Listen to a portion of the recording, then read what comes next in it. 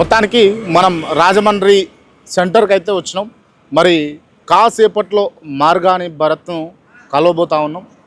మరి కలిసి మార్గాని భరత్ ఏం చెప్తాడు ఈ ఇంటర్వ్యూలో అన్నది మీరే చూడండి. మార్గాని భరత్ చేసినటువంటి కార్యక్రమాలు హిట్టా ఫట్టా, లేకపోతే ప్రజలు చెప్తున్నటువంటి అంశాలు కావచ్చు, మనకున్న ఇన్ఫర్మేషన్ అంతా కూడా నిజమా అబద్ధమా అన్నది అయితే తెలుసుకునే ప్రయత్నం అయితే పూర్తి స్థాయిలో చేస్తున్నాం. అందులో భాగంగా ఖచ్చితంగా మార్గాని భరత్ ఏం చెప్తాడు అనేది తెలుసుకోవాలని అయితే నాకైతే ఉంది ఎస్పెషల్లీ. సో ఒకసారి ఆయన ఇంటర్వ్యూ అడుగుదాం, ఆయన ఎక్కడున్నాడు ఏంది అని తెలుసుకొని, ఒకవేళ ఇంటర్వ్యూ ఇస్తే కనుక అసలు నిజం ఎంత అబద్ధం ఎంత, మార్గాని భరత్ ఎందుకు ఓడిపోవాల్సి వచ్చింది, కూటమి ఎందుకు అధికారంలోకి వచ్చింది అన్న అంశాలను కూడా తెలుసుకునే ప్రయత్నం చేద్దాం. ఒకసారి అయితే కాల్ చేసి చూద్దాం మరి తను ఎక్కడ ఉన్నాడు. మనకైతే ఉన్న ఇన్ఫర్మేషన్ అయితే రాజమండ్రి పరిసర ప్రాంతాల్లోనే ఉన్నాడు అనేది ఇన్ఫర్మేషన్ ఉంది. ఒకవేళ ఉంటే కనుక ఖచ్చితంగా ఆయన ఎక్కడ ఉంటే అక్కడ ఇంటర్వ్యూ చేసేటటువంటి ప్రయత్నం అయితే చేద్దాం. ఒకసారి అయితే కాల్ చేస్తాం.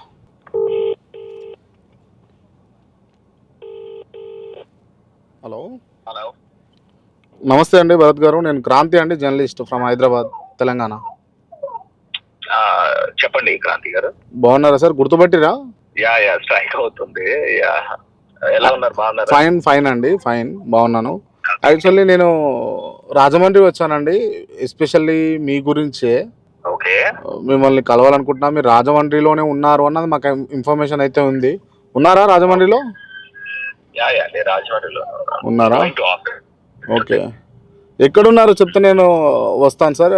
మీ ఇంటర్వ్యూ కావాలి ఓకే, యాక్చువల్లీ. అంటే డోంట్ మైండ్, ఏమనుకోకండి. మాకున్న కైండ్లీ ఇన్ఫర్మేషన్ ఏంటి అని అంటే రాజమండ్రి భరతే డెవలప్మెంట్ చేసిండు, ఇప్పుడు ఏం పెద్దగా లేదు అని అన్నది మాకు వినిపించింది. సో అది నిజమా అబద్ధమా తెలుసుకునే ప్రయత్నాలు మేమైతే కొన్ని చేసినాము. అందులో భాగంగా మీ ఇంటర్వ్యూ చేయాలని, కూటమి అధికారంలోకి రావడానికి కారణాలు తెలుసుకోవాలని, ఎందుకు వైసీపీ 11కే పరిమితమైందన్న అంశాలు తెలుసుకోవాలని ఓ ఇంటర్వ్యూ చేద్దాం అనుకుంటున్నాను. సో దాని గురించి నేను మీకు కాల్ చేసిన. ఓకే, థ్యాంక్ యూ అండి, థ్యాంక్ యూ సో మచ్. రండి, నేను ఐల్ బి ఇన్ ఆఫీస్ అండి. ఐ హ్యావ్ ఎ మీటింగ్, కార్యకర్తల మీటింగ్ ఉంది. ఓకే, సో మీరు ఒక 1 hour లో వస్తే నాది ఈ లోపల కంప్లీట్ అవుతుంది. డన్. మాకు ఇంచుమించు కూడా అదే టైం పడుతుంది సార్. వస్తాను సార్ ఆఫీస్కి. ఒకసారి నాకు లొకేషన్ ఏమైనా పిన్ చేయగలుగుతారా ఈ నెంబర్ పైన? యా, అంటే మార్గాని ఎస్టేట్స్ అంటే ఎంపీ ఆఫీస్ అంటే భరత్ ఆఫీస్ అయినా నేను మీకు పంపిస్తాను. నేను done. Thank you sir, thank you. Thank you అండి. రైట్, మొత్తానికి గుర్తుపట్టి ఉన్నాడు. ఫైనల్గా మనల్ని అయితే మార్గాని ఎస్టేట్స్ ఆ లొకేషన్కి అయితే రమ్మన్నారు, లొకేషన్ కూడా పంపిస్తున్నారు. సో వెళ్దాం. రైట్ బ్రదర్, బండిది.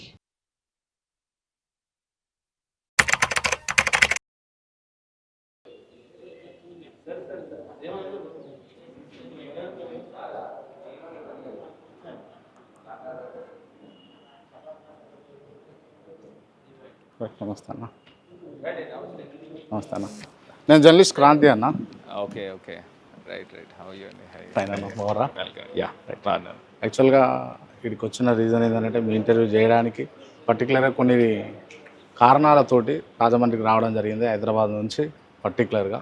థ్యాంక్ యూ అండి, థ్యాంక్ యూ వెరీ మచ్. మీరు హైదరాబాద్ నుంచి ఇక్కడికి వచ్చి ఇంటర్వ్యూ చేయడానికి వచ్చినందుకు I'm so happy. Thank you. అంటే కొన్ని కాంట్రవర్షియల్ ఇష్యూస్ ఉన్నాయి, ఇంత చేసినా కూడా భరత్ ఎందుకు గెలవలేదు అన్న అంశాలు ఉన్నాయి. ఈ అంశాలన్నీ అసలు డిస్కషన్ చేస్తే బాగుంటుంది అని అనిపిస్తుంది. రండి, you are always welcome. Free ఉన్నారా? మీ బిజీ టైంలో ఏమన్నా డిస్టర్బ్? అండ్ కంప్లీట్ చేసుకుని నేను అలా వస్తాను. Okay, thank you. ఇలా వచ్చేసేయండి. Thank you.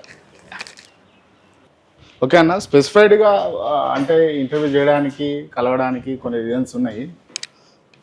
సో ముఖ్యంగా ఏంటి అని అంటే చాలామంది చెప్తున్నారు భరత్ అసలు గెలిచే క్యాండిడేటు, భరత్ చేసినంత డెవలప్మెంట్ రాజమండ్రిని బిఫోర్ కానీ దాని తర్వాత కానీ ఎవరు చేయలేకపోతా ఉన్నారు అని చెప్పేసి నా దృష్టికి వచ్చింది. సో ఇవన్నీ నిజాలా అబద్ధాలా కట్టుకథలా అన్న నా ఇన్వెస్టిగేషన్లో కొంతవరకు నిజమే అని తేలింది. సో కొన్ని కారణాల వల్ల ఓడిపోయిండు భరత్ అన్నది కూడా అనిపిస్తూ ఉంది. సో ఆ కారణాలు ఏంది, అసలు ఎందుకు ఓడిపోవాల్సి వచ్చింది, కూటమి ఎట్లా అధికారంలోకి వచ్చింది, కూటమికి అధికారంలోకి రావడానికి కారణాలు ఏంది అని అన్నది నేను మీ ద్వారా తెలుసుకోవాలనుకుంటున్నా. అది ఇంటర్వ్యూలో మీరు సహకరిస్తే, మీకు టైం ఉంటే. క్రాంతి గారు, మిమ్మల్ని కూడా నేను సోషల్ మీడియాలో చాలా ఇంటర్వ్యూస్లో చూశాను. మీరు అడిగే ప్రశ్నలు కానీ ఇవన్నీ కూడా వాస్తవానికి దగ్గరగా ఉంటాయి. సో దాని గురించి నేను ఒప్పుకున్నాను. సో డెఫినెట్గా మీతో ఇంటర్వ్యూ మంచి ఇంపాక్ట్ ఉంటుందని నేను అనుకుంటున్నా. సో వాస్తవాలకి దగ్గరగా మీరు క్వశ్చన్స్ అడగండి, ఏదైనా కూడా నిర్మోహమాటంగా సమాధానం చెప్తాను. మీరు అది కంప్లీట్ చేసుకొస్తే మనం ఇంటర్వ్యూ స్టార్ట్ చేసుకున్నాం అన్న. Yeah, okay, okay, thank you. నమస్తే, వెల్కమ్ టు కేఆర్ టీవీ. నేను మీ క్రాంతి. నేను ఇవాళ ఇంటర్వ్యూ చేయబోతున్నటువంటి వ్యక్తి ఎవరో చెప్పబోయే ముందు నేను కొన్ని అంశాలు మీకు చెప్పాలి. అసలు ఇంటర్వ్యూ ఎందుకు చేస్తున్నా, ఎందుకు హైదరాబాద్ నుండి ఇంత దూరం నేను ఎందుకు వచ్చినా అన్న అంశాలు ఫస్ట్ మీకు తెలవాలి. మార్గాని భరత్ రామ్, బిఫోర్ రాజమండ్రి, ఆఫ్టర్ రాజమండ్రి, ఈ అంశాలు సోషల్ మీడియాలో కావచ్చు, నాకు తెలిసినటువంటి వ్యక్తులు చాలామంది చెప్తా ఉన్నారు. సో దాంట్లో ఉన్నటువంటి నిజాలెన్ని, అబద్ధాలెన్ని, అసలు ఇంత చేసిండు అని ప్రచారం ఉన్నప్పటికీ కూడా ఎందుకు మార్గాని భరత్ రామ్ ఓడిపోయిండు, ఈ అంశాలు పూర్తి స్థాయిలో తెలుసుకునేందుకు, అదేవిధంగా ఈ తరం పొలిటీషియన్స్ అందరూ కూడా ఆల్మోస్ట్ ఆల్ ఎట్లున్నారో నేను చెప్పాల్సిన అవసరం లేదు. కాకపోతే భరత్ రామ్ అనేటటువంటి వ్యక్తి క్లియర్గా ఒక టర్న్ తీసుకొని మూవీస్ నుంచి ఓ పొలిటికల్గా ఎస్టాబ్లిష్మెంట్ చేయడం కోసం, యూత్కు చాలా అడ్మైరబుల్గా ఆదర్శవంతంగా ఉండడం కోసం ఒక కొత్త తరహా రాజకీయాలను ఎస్టాబ్లిష్ చేయడమే ఉద్దేశంగా రాజకీయాల్లోకి వచ్చిండు అని మనకు తెలిసిన ఇన్ఫర్మేషన్. సో ఇవన్నీ బేస్ చేసుకొని నేను ఇలా ఇంటర్వ్యూ చేయబోతా ఉన్నా. Let's introduce our guest Margani Bharat Ram. అన్న నమస్తే అన్న. నమస్తే అండి. బాగుండ్రా అన్న? బాగుండ్రా? ఎస్ క్రాంతి గారు. స్పెషల్గా నేను మిమ్మల్ని ఇంటర్వ్యూ చేయడానికి చాలా కారణాలు ఉన్నాయి, అది ఆల్రెడీ ప్రజలు చూసిర్రు. బట్ ఇప్పుడు నేను మీకు చెప్తున్నాను, బిఫోర్ భరత్, ఆఫ్టర్ భరత్ రాజమండ్రి పరిస్థితి ఏంది అన్న తెలుసుకోవడానికి ఇక్కడికి వచ్చిన. నాకు చాలా అంశాలు అర్థమైనాయి. వాస్తవమా అవాస్తవమా, కొన్ని తప్పిదాలు కూడా అయి ఉండొచ్చు, మీరు ఓటమికి కారణం అన్న అంశాలను క్లియర్గా ఈ ఇంటర్వ్యూలో తెలుసుకునే ప్రయత్నం కోసమే ఇంటర్వ్యూలో నేను ఏదైనా అడగొచ్చా? అడగండి, మీరు ఏది కావాలి ఏదైనా అడగండి. ఏదైనా? యా, 100%. క్లియర్ అన్న? Yeah, let's start.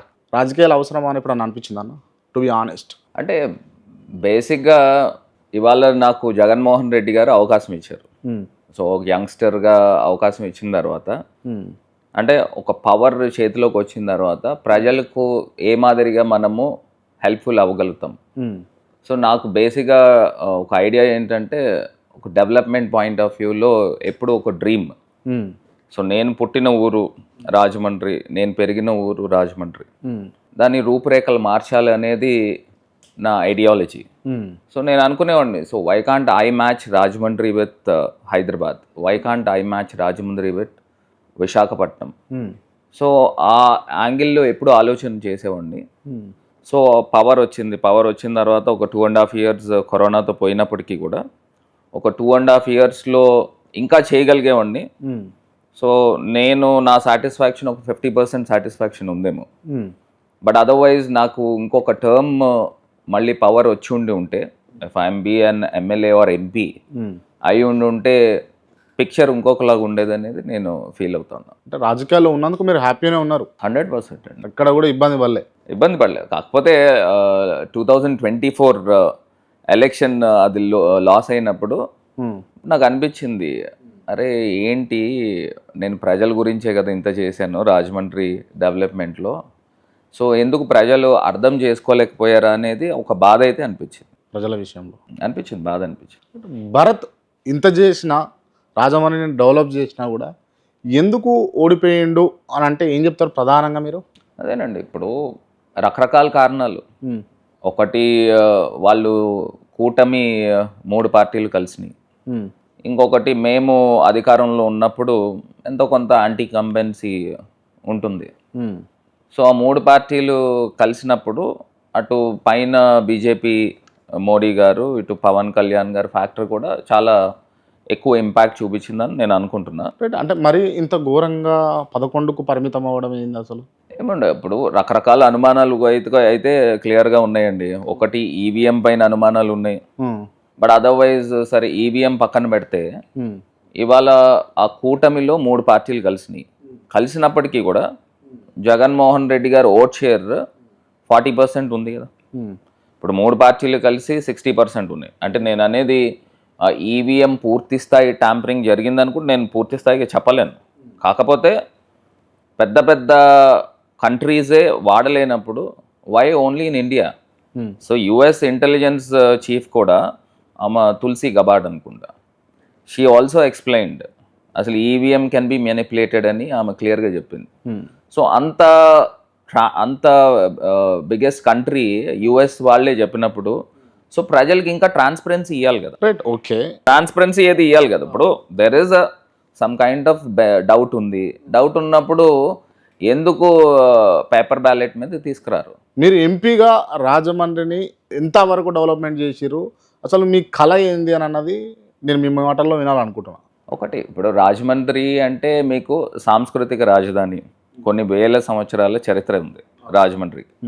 So especially మనం చూస్తే Godavari is the beauty for Rajahmundry. So నేను ఆ గోదావరి ప్రక్షాళన గురించి మిషన్ గోదావరి అని ఎట్లయితే నార్త్లో మిషన్ గంగా అని ఎట్లయితే తీసుకున్నారో సో ఆ కాన్సెప్ట్లో మిషన్ గోదావరి. సో ఇప్పుడు మీకు ఉత్తర భారతంలో కాశీ ఎంత ప్రసిద్ధియో దక్షిణ భారతంలో రాజమండ్రి గోదావరి నది అంత పవిత్రం. సో దాని గురించి ఇప్పటికి కూడా నిజంగా నాకు కూడా చాలా బాధ అనిపిస్తుంది. ప్రతిరోజు కూడా డ్రైనేజ్ వాటర్ వచ్చేసి గోదావరి నదిలో కలుస్తుంది. అది జరగకూడదు అని నేను ఎంపీ అయిన కొత్తలో 400 crores ప్రాజెక్ట్ని డిపిఆర్ తయారు చేయించుకుని మున్సిపల్ కార్పొరేషన్ నుంచి గవర్నమెంట్ ఆఫ్ ఏపీ నుంచి సెంట్రల్ గవర్నమెంట్కి పంపించాం. అప్పుడు జలశక్తి మినిస్టర్ గజేందర్ సింగ్ షెకావత్ గారి దగ్గరికి ఆ ప్రాజెక్ట్ పంపిస్తే ఆయన ఫస్ట్ ఫేజ్లో 88 crore rupees శాంక్షన్ తీసుకుని ఇచ్చారు మాకు. సో దాని గురించి చాలా పోరాడాను నేను. ఈవెన్ పార్లమెంట్లో పలు అంశాల్లో నేను దాని గురించి మాట్లాడాను. మీరు రికార్డ్స్ చూస్తే మీరు ఏదైతే ఇంట్రెస్ట్ చూపించి రాజమండ్రి ఎందుకు ఓడిపోయారని కనుక్కున్నారు కదా, ఇదే ఇంట్రెస్ట్తో మీరు ఒకసారి యూట్యూబ్లో చూడండి. చూసే ఒకవేళ I'll be grateful if you could present that. So ఆ మిషన్ గోదావరి గురించి నేను మాట్లాడా. గోదావరిలో ఇలా డ్రైనేజ్ వాటర్ కలుస్తుంది, ఇప్పుడు మీకు ప్రయారిటీ కాదా national river that too. President of India అప్పుడు మాట్లాడారు. ఆమె ఫస్ట్ స్పీచ్లో if I remember Ramnath Kovind గారు అనుకుంటా, ఆయన మాట్లాడాడు పార్లమెంట్లో ప్రెసిడెంట్ స్పీచ్ ఇచ్చేటప్పుడు నేషనల్ రివర్స్లో గోదావరి గురించి చెప్పుకుందాం. నేను దాన్నే స్ట్రెస్ చేశాను పార్లమెంట్లో కూడా. 88 crores శాంక్షన్ తీసుకొచ్చాం. దాంట్లో ఏంటంటే ఎస్టీపీస్ నిర్మాణం చేయాలి. ఇప్పుడు రాజమండ్రికి per day 80 MLD sewage water వస్తుందండి. సో దాన్ని ప్యూరిఫై చేయడానికి 50 MLD కెపాసిటీనే ఉంది. 50 కూడా లేనట్టుంది, ఇంకా తక్కువే ఉంది. సో దాన్ని కెపాసిటీ స్టోరేజ్ పెంచేదానికి ప్లస్ డ్రైనేజ్ సిస్టమ్ వ్యవస్థ బాగుండేదానికి ఇవన్నీ కూడా 88 crore rupeesతో అదొకటి తీసుకుని వచ్చాం. సెకండ్ మేజర్ థింగ్ ఏంటంటే రాజమండ్రికి ఒక medical college, government medical college Jaganmohan Reddy గారితో అప్పుడు మాట్లాడి ఫస్ట్ ఫేజ్లో ఫస్ట్ 5 మెడికల్ కాలేజెస్ కడుతున్నారు అన్న. రాజమండ్రికి ఇవ్వాలి. Rajahmundry is between Vizag and Vijayawada, it's prime locality. Already కాకినాడలో రంగరాయ ఉంది, ఈవెన్ దో అది డిస్ట్రిక్ట్ హెడ్ క్వార్టర్స్ అయినప్పటికీ కూడా రాజమండ్రికి ఇవ్వండి అని అప్పుడు పోరాడి రాజమండ్రికి తీసుకుని వచ్చి. మూడో అంశము, కొన్ని వేల ప్రాణాలు కోల్పోయిన మోరంపూడి జంక్షన్ దగ్గర. అదే ఒక డ్రీమ్, ఒక 20-25 సంవత్సరాల నుంచి. ఈ మోరంపూడి జంక్షన్ అనే సందర్భంలో అవసరమైతే నేను నా సొంత అమౌంట్ పెట్టుకున్న ఆస్తులు అమ్మాయినా సరే నేను చేస్తా అని చెప్పేసి అంత ఎమోషనల్ అవ్వడానికి రీజన్ ఏంది అసలు? అదే ఇప్పుడు మీరు అడిగారు, మీరు రాజకీయాల గురించి అడిగారు. ఇప్పుడు నేను రాజకీయాల్లో ఉండి ఒక పవర్లో ఉండి నేను కనుక ఆ మోరంపూడి ఫ్లైఓవర్ తీసుకురాకపోతే నేను రాజకీయాల్లో ఉండి వేస్ట్. నాకు ఆ ఎంపీ పదవి ఎందుకు? నాకు నేను తృణప్రాయంగా రాజీనామా కూడా చేసేసేవాడిని. ఒకవేళ నిజంగానే కనుక ఫ్లైఓవర్ కొన్ని 100 ప్రాణాలు పోతాయి. ఇప్పుడు మీరు మీరు ఇమాజిన్ చేయండి, రోజు ఏదో ఒక యాక్సిడెంట్ జరుగుతుంది. అది ఒక పెక్యులర్ జంక్షన్. ఇటు విజయవాడ నుంచి ఇటు వైజాగ్ నుంచి వస్తున్నాము, ఇటు విజయవాడ నుంచి వస్తున్నాము. ఇలా వచ్చేసరికి స్లోప్ ఉంటుంది ఒక గొయ్య కింద. సో లారీ కానీ ట్రక్స్ కానీ వాళ్ళు వచ్చినప్పుడు వాళ్ళు బ్రేక్ కొడితే స్కిడ్ అవుతుంది. స్కిడ్ అయ్యి జంక్షన్ దగ్గర ఎవరైనా మధ్యలో నుంచున్నా లేకపోతే బైకుల మీద వెళ్ళినా కార్ మీద వెళ్ళినా హిట్ డైరెక్ట్ గుద్దేస్తారు. సో ఈవెన్ ఇటు రాజమండ్రి నుంచి వచ్చిన అటు విలేజ్ నుంచి వచ్చిన 4 sides నుంచి మధ్యలో ఒక స్లోప్ కింద ఉంటుంది. సో అది ప్రాబ్లం అనమాట అండి. So that to one of the busiest junctions. నేను ఒక రకంగా చెప్పాలని దట్స్ బ్లాక్ స్పాట్. ఎంత బాధాకరం అంటే లాస్ట్ గవర్నమెంట్స్లో due to some technical issues కింద బ్లాక్ స్పాట్ నుంచి కూడా తీసేశారు. అది లాస్ట్ మురళీమోహన్ గారి టైంలోనే దానికన్నా ముందరే ఓకే. తీసేసినా కూడా ఏ ఎంపీ కానీ లేకపోతే ఏ ప్రజాప్రతినిధి కానీ దాని గురించి మాట్లాడలేదు. So I came to know అసలు ఎందుకు ఫ్లైఓవర్ శాంక్షన్ అయ్యింది, క్యాన్సిల్ అయింది. సో దాని గురించి మొత్తం అంతా ఎంక్వైరీ చేస్తే అప్పుడు బ్లాక్ స్పాట్ నుంచి ఎలిమినేట్ చేస్తారు. సో వై ఇట్స్ సో అని మళ్ళీ నేను దాని గురించి కూడా పార్లమెంట్లో మాట్లాడి, నాట్ ఓన్లీ మోరంపూడి, లాలా చెరువు జంక్షన్ అని, బమ్మూర్ జంక్షన్ అని, వేమగిరి జంక్షన్ అని, ఇటు గమాన్ బ్రిడ్జ్ ఆ జంక్షన్ అని, ఇవన్నీ గురించి కూడా మాట్లాడా. రైట్. ఓకే. అంటే ఈ మోరంపూడి జంక్షన్ సందర్భం విషయంలో మీకు అది అయితే భరత్కు పేరు వస్తుందని చెప్పేసి కొంతమంది దాన్ని ఆపే ప్రయత్నాలు కూడా చేసిరని చెప్పేసి వినిపించింది, నిజమేనా? అవ్వచ్చు. ఎందుకు చేస్తానంటే ఆ ఫ్లైఓవర్ శాంక్షన్ తీసుకుని వచ్చాం. గతంలోనే మురళీమోహన్ గారి టైంలో వచ్చింది. బట్ అదర్వైజ్ ఏంటంటే అప్పుడు ఉన్న ఒక ఆఫీసర్ ఢిల్లీ నుంచి వచ్చి ఆయన ఏం చేశారనంటే అటు దివాన్ చెరువు దగ్గర నుంచి ఒక బ్రిడ్జ్ ఉంది, గమాన్ బ్రిడ్జ్ అని. సో అక్కడ నేషనల్ హైవే బైపాస్ వేశారు to go which goes to Vijayawada. Okay. Instead of going from Ravulapalem నుంచి విజయవాడ వెళ్తే అది లాంగ్ అవుతుంది. సో ఇది అప్పుడు ఈ మోరంపూడి జంక్షన్ అనేది బైపాస్ అవుతుంది. ఓకే. సో అటు నేషనల్ హైవే విజయవాడకి వెళ్ళేది అలా వెళ్ళిపోతుంది కాబట్టి so there is no requirement of flyover here అని ఆయన రిపోర్ట్ రాసుకుని వెళ్ళిపోయాడు. అప్పుడు అది ఏమైందంటే సబ్సిక్వెంట్గా క్యాన్సిల్ అయిపోయింది. ఓకే. సో గవర్నమెంట్ ఆఫ్ ఇండియాలో వన్స్ ఒక ప్రాజెక్ట్ క్యాన్సిల్ అయిన తర్వాత దాన్ని రీశాంక్షన్ చేయడం అనేది ఇట్స్ అన్ హరిక్లియన్ టాస్క్. అవును. సో దాన్ని మళ్ళీ తీసుకొని వచ్చి దాని గురించి పోరాడి ఆ ఫ్లైఓవర్ గురించి నితిన్ గడ్కరీ గారికి ఇంపార్టెన్స్ చెప్పి ఈవెన్ పార్లమెంట్లో కూడా ఇవన్నీ కూడా ప్రస్తావించాను. కొన్ని వందల ప్రాణాలు పోతున్నాయి, that's called to be a death junction అన్నాను. The same word I used in parliament. Okay. So అప్పుడు నేను మళ్ళీ నితిన్ గడ్కరీ గారిని రిక్వెస్ట్ చేశాను, okay sir you have to come for the foundation stone, but otherwise మళ్ళీ అది క్యాన్సిల్ అవ్వదని గ్యారంటీ ఏంటి అని ఆయన రిక్వెస్ట్ చేసి ఆయన ఇక్కడ తీసుకుని వచ్చి ఆయనతో ఫౌండేషన్ స్టోన్ లే చేయించి ఈవెన్ కాంట్రాక్టర్ని కూడా ఎవరైతే ఒక కాంట్రాక్టర్ వచ్చారో అతను he needs some working space అనమాట, ఒక కార్ఖానాలా కావాలి. మా Margani estate grounds free of cost తెచ్చాం, ఓకే మీరు చేసుకోండి, but I want this flyover to be completed by year and హాఫ్లో కంప్లీట్ అవ్వాలి. సో తర్వాత నాకు కొన్ని స్పెక్యులేషన్ అవ్వచ్చు, కొంతమంది చెప్పింది కూడా అవ్వచ్చు. ఆ ఫ్లైఓవర్ కాంట్రాక్టర్ ఎవరైతే వర్క్ చేస్తున్నారో అక్కడ అందులో కొంతమంది వర్కర్స్ని కొంత డబ్బులు ఇచ్చి, అంటే బ్యాచెస్ వస్తారు బీహార్ నుంచి కానీ యూపీ నుంచి కానీ, ఆ బ్యాచెస్ కొంత డబ్బులు ఇచ్చి ఆ బ్యాచ్ని పంపించేసేవారు. సో మళ్ళీ ఫ్రెష్ బ్యాచ్ రావడానికి టైం పడుతుంది, ఒక 1 month అట్లాగా. సో దాని గురించి కూడా డిలే అయింది అనేది నాకున్న ఇన్ఫర్మేషన్. ఓకే. ఫైనల్లీ కంప్లీట్ అయిందిగా? కంప్లీట్ అయింది. అంటే నా టెన్యూర్లో నేను చేయలేకపోయినా, నేను దిగిపోయిన తర్వాత కొత్త గవర్నమెంట్ వచ్చిన 2 monthsలో కంప్లీట్ అయింది. ఒక రకంగా నా చేత చేయించుకోకుండా అందులో సక్సెస్ఫుల్ అయ్యారని అనుకోవాలి. బట్ ఇప్పుడు చూస్తే ఇదే మోరంపూడి ఫ్లైఓవర్లో ఒక్క లైట్ లేదండి. ఇప్పుడు ఈ గవర్నమెంట్ వచ్చి 11 months అవుతుంది, ఒక్క లైట్ లేదు. సర్వీస్ రోడ్స్ చూస్తే గుంతలు ఎంత దారుణంగా ఉన్నాయంటే అంత గుంతలు.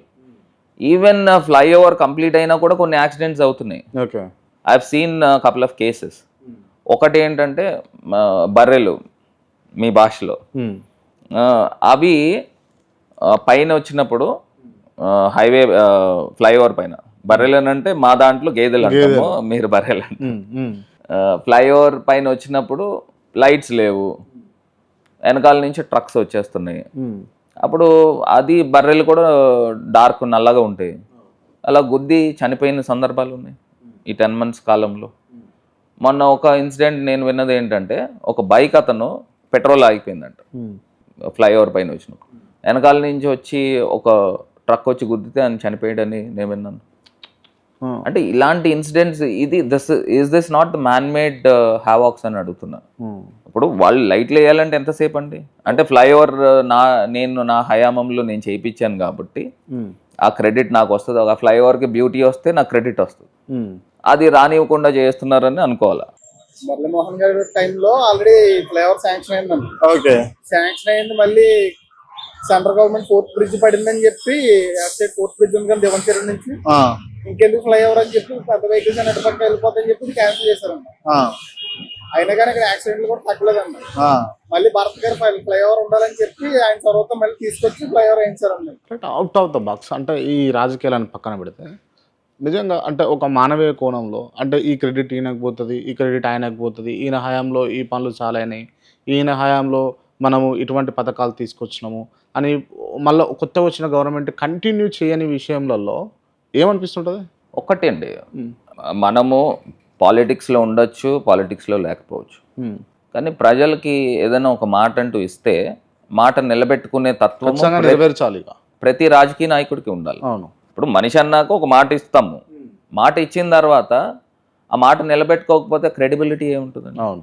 ఇప్పుడు మొన్న వచ్చిన ఈ కూటమి ప్రభుత్వం కూడా 24లో చంద్రబాబు నాయుడు గారు కానీ పవన్ కళ్యాణ్ గారు కానీ వాళ్ళు చెప్పని మాట అంటూ లేదు, ప్రతిదీ చెప్పారు. అది బీజేపీ నోస్ ఇట్, వాళ్ళు ఎలాగ చేయరని. అందు గురించే బీజేపీ రిప్రజెంటేటివ్ ఎప్పుడైతే వీళ్ళు మేనిఫెస్టో ఇనాగ్రేట్ చేసినప్పుడు సిద్ధార్థనాథ్ అనుకుంటా, ఆయన వచ్చినప్పుడు ఆ మేనిఫెస్టో పట్టుకోవడానికి కూడా ఇష్టపడాలా, ఆయన ఇల్లు అన్నాడు నాకు వద్దని.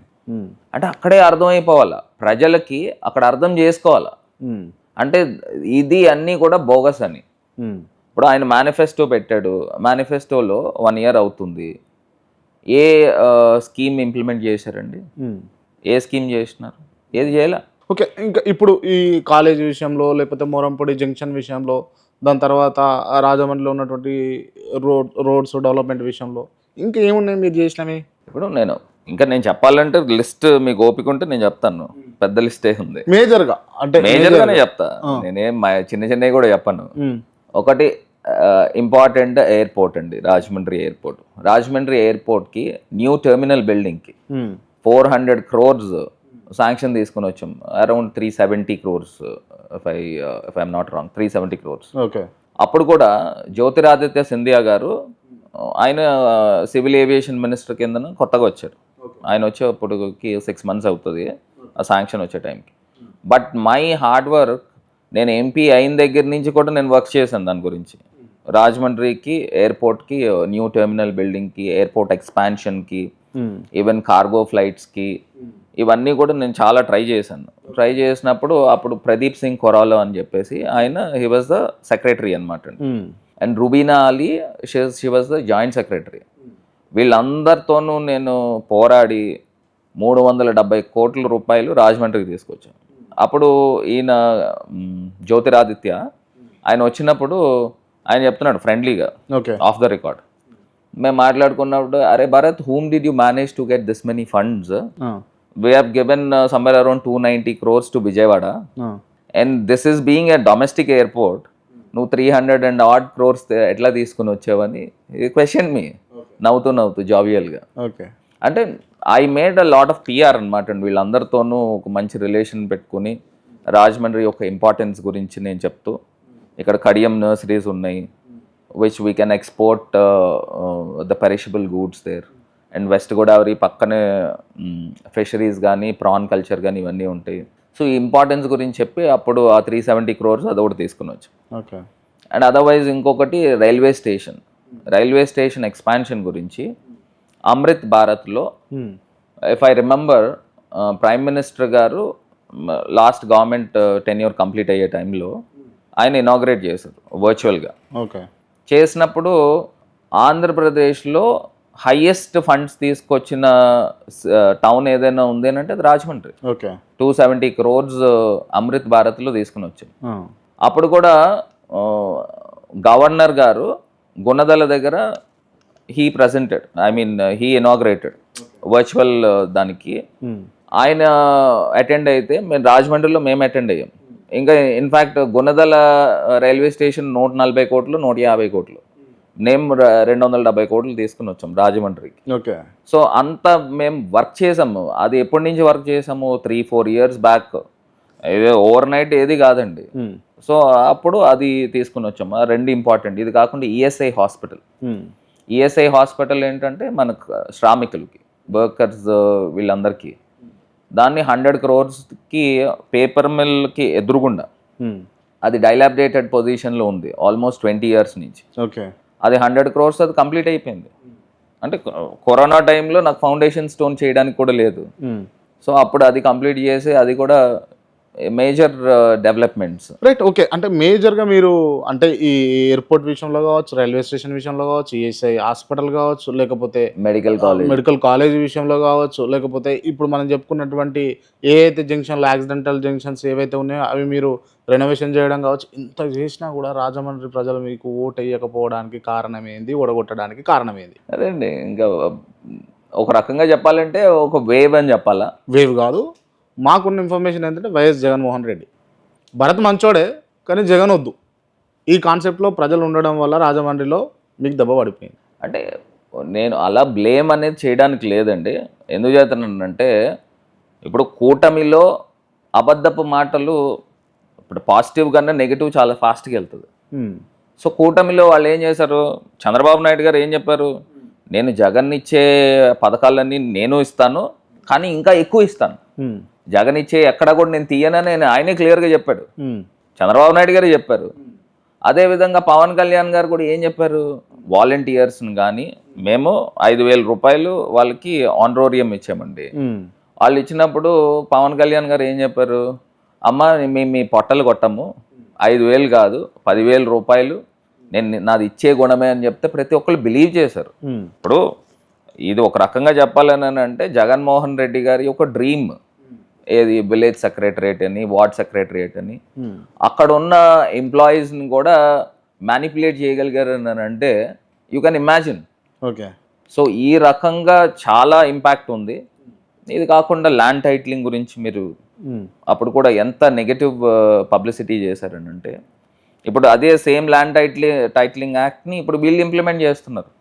That is not state governments act కాదండి, అది గవర్నమెంట్ ఆఫ్ ఇండియా. ఇప్పుడు వీళ్ళు రద్దు చేశారు, మళ్ళీ సేమ్ అదే సర్వే చేస్తున్నారుగా, మళ్ళీ అదే సేమ్ బౌండరీస్ ఫిక్స్ చేస్తున్నారుగా. ఇప్పుడు అది దాన్ని ఏ రకమైన దుష్ప్రచారం చేశారని అంటే ఒకవేళ మళ్ళీ జగన్మోహన్ రెడ్డి గారు కనుక ముఖ్యమంత్రి అయితే మీ భూములన్నీ లాగేసుకుంటాడు, ఇవన్నీ తీసుకెళ్లి వరల్డ్ బ్యాంక్లో తాకట్టు పెట్టేస్తారు, ఇలా రకరకాల దుష్ప్రచారం. నమ్మేంత ప్రజలు అంత ఎడ్డోళ్ళ అండి, నమ్ముతారా ఇట్లా చెప్తే ప్రజలు? అంటే అలా నమ్మించారు. ఇప్పుడు ల్యాండ్ టైటిలింగ్ యాక్ట్లో ఇప్పుడు ఈ సర్వే చేస్తున్నారు. ఇప్పుడు నాకు ఒక 5 ఎకరాల భూమి ఉందండి.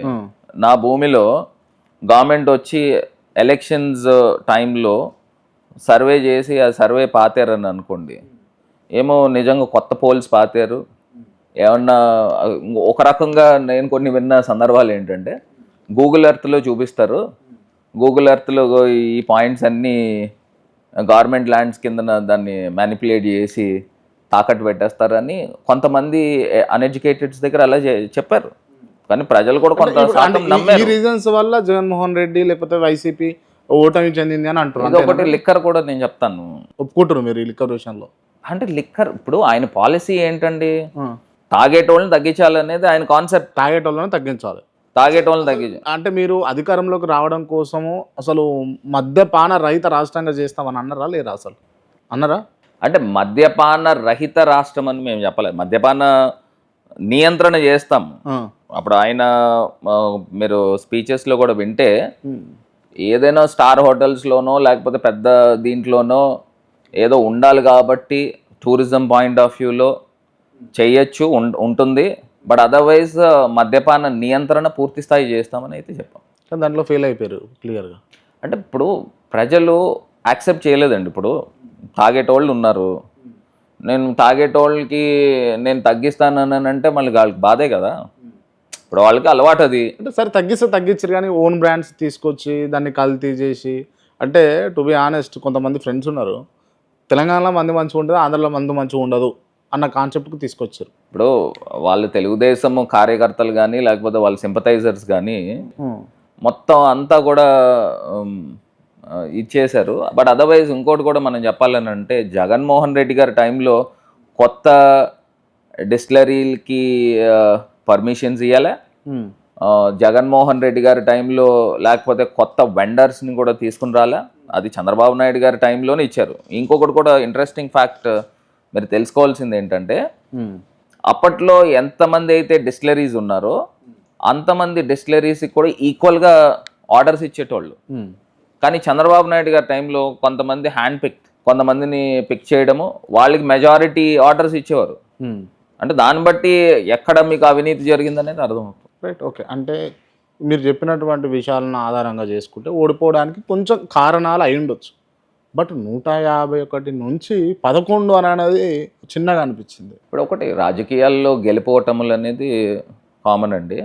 కాకపోతే నంబర్స్ మీరు ఏ రకంగా చూసుకున్నా అంటే వై నాట్ 175 అన్నటువంటి మీరే 11కు పడిపోవడం అనేది ఈక్వేషన్స్ చెప్పానుగా.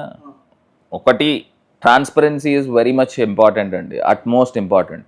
మీరు ఈవీఎంస్ అనేది మీరు బాయ్కాట్ చేయండి, అది రేపు కూడా ఖచ్చితంగా వ్యాప్తంగా కూడా ఉద్యమం వస్తుంది.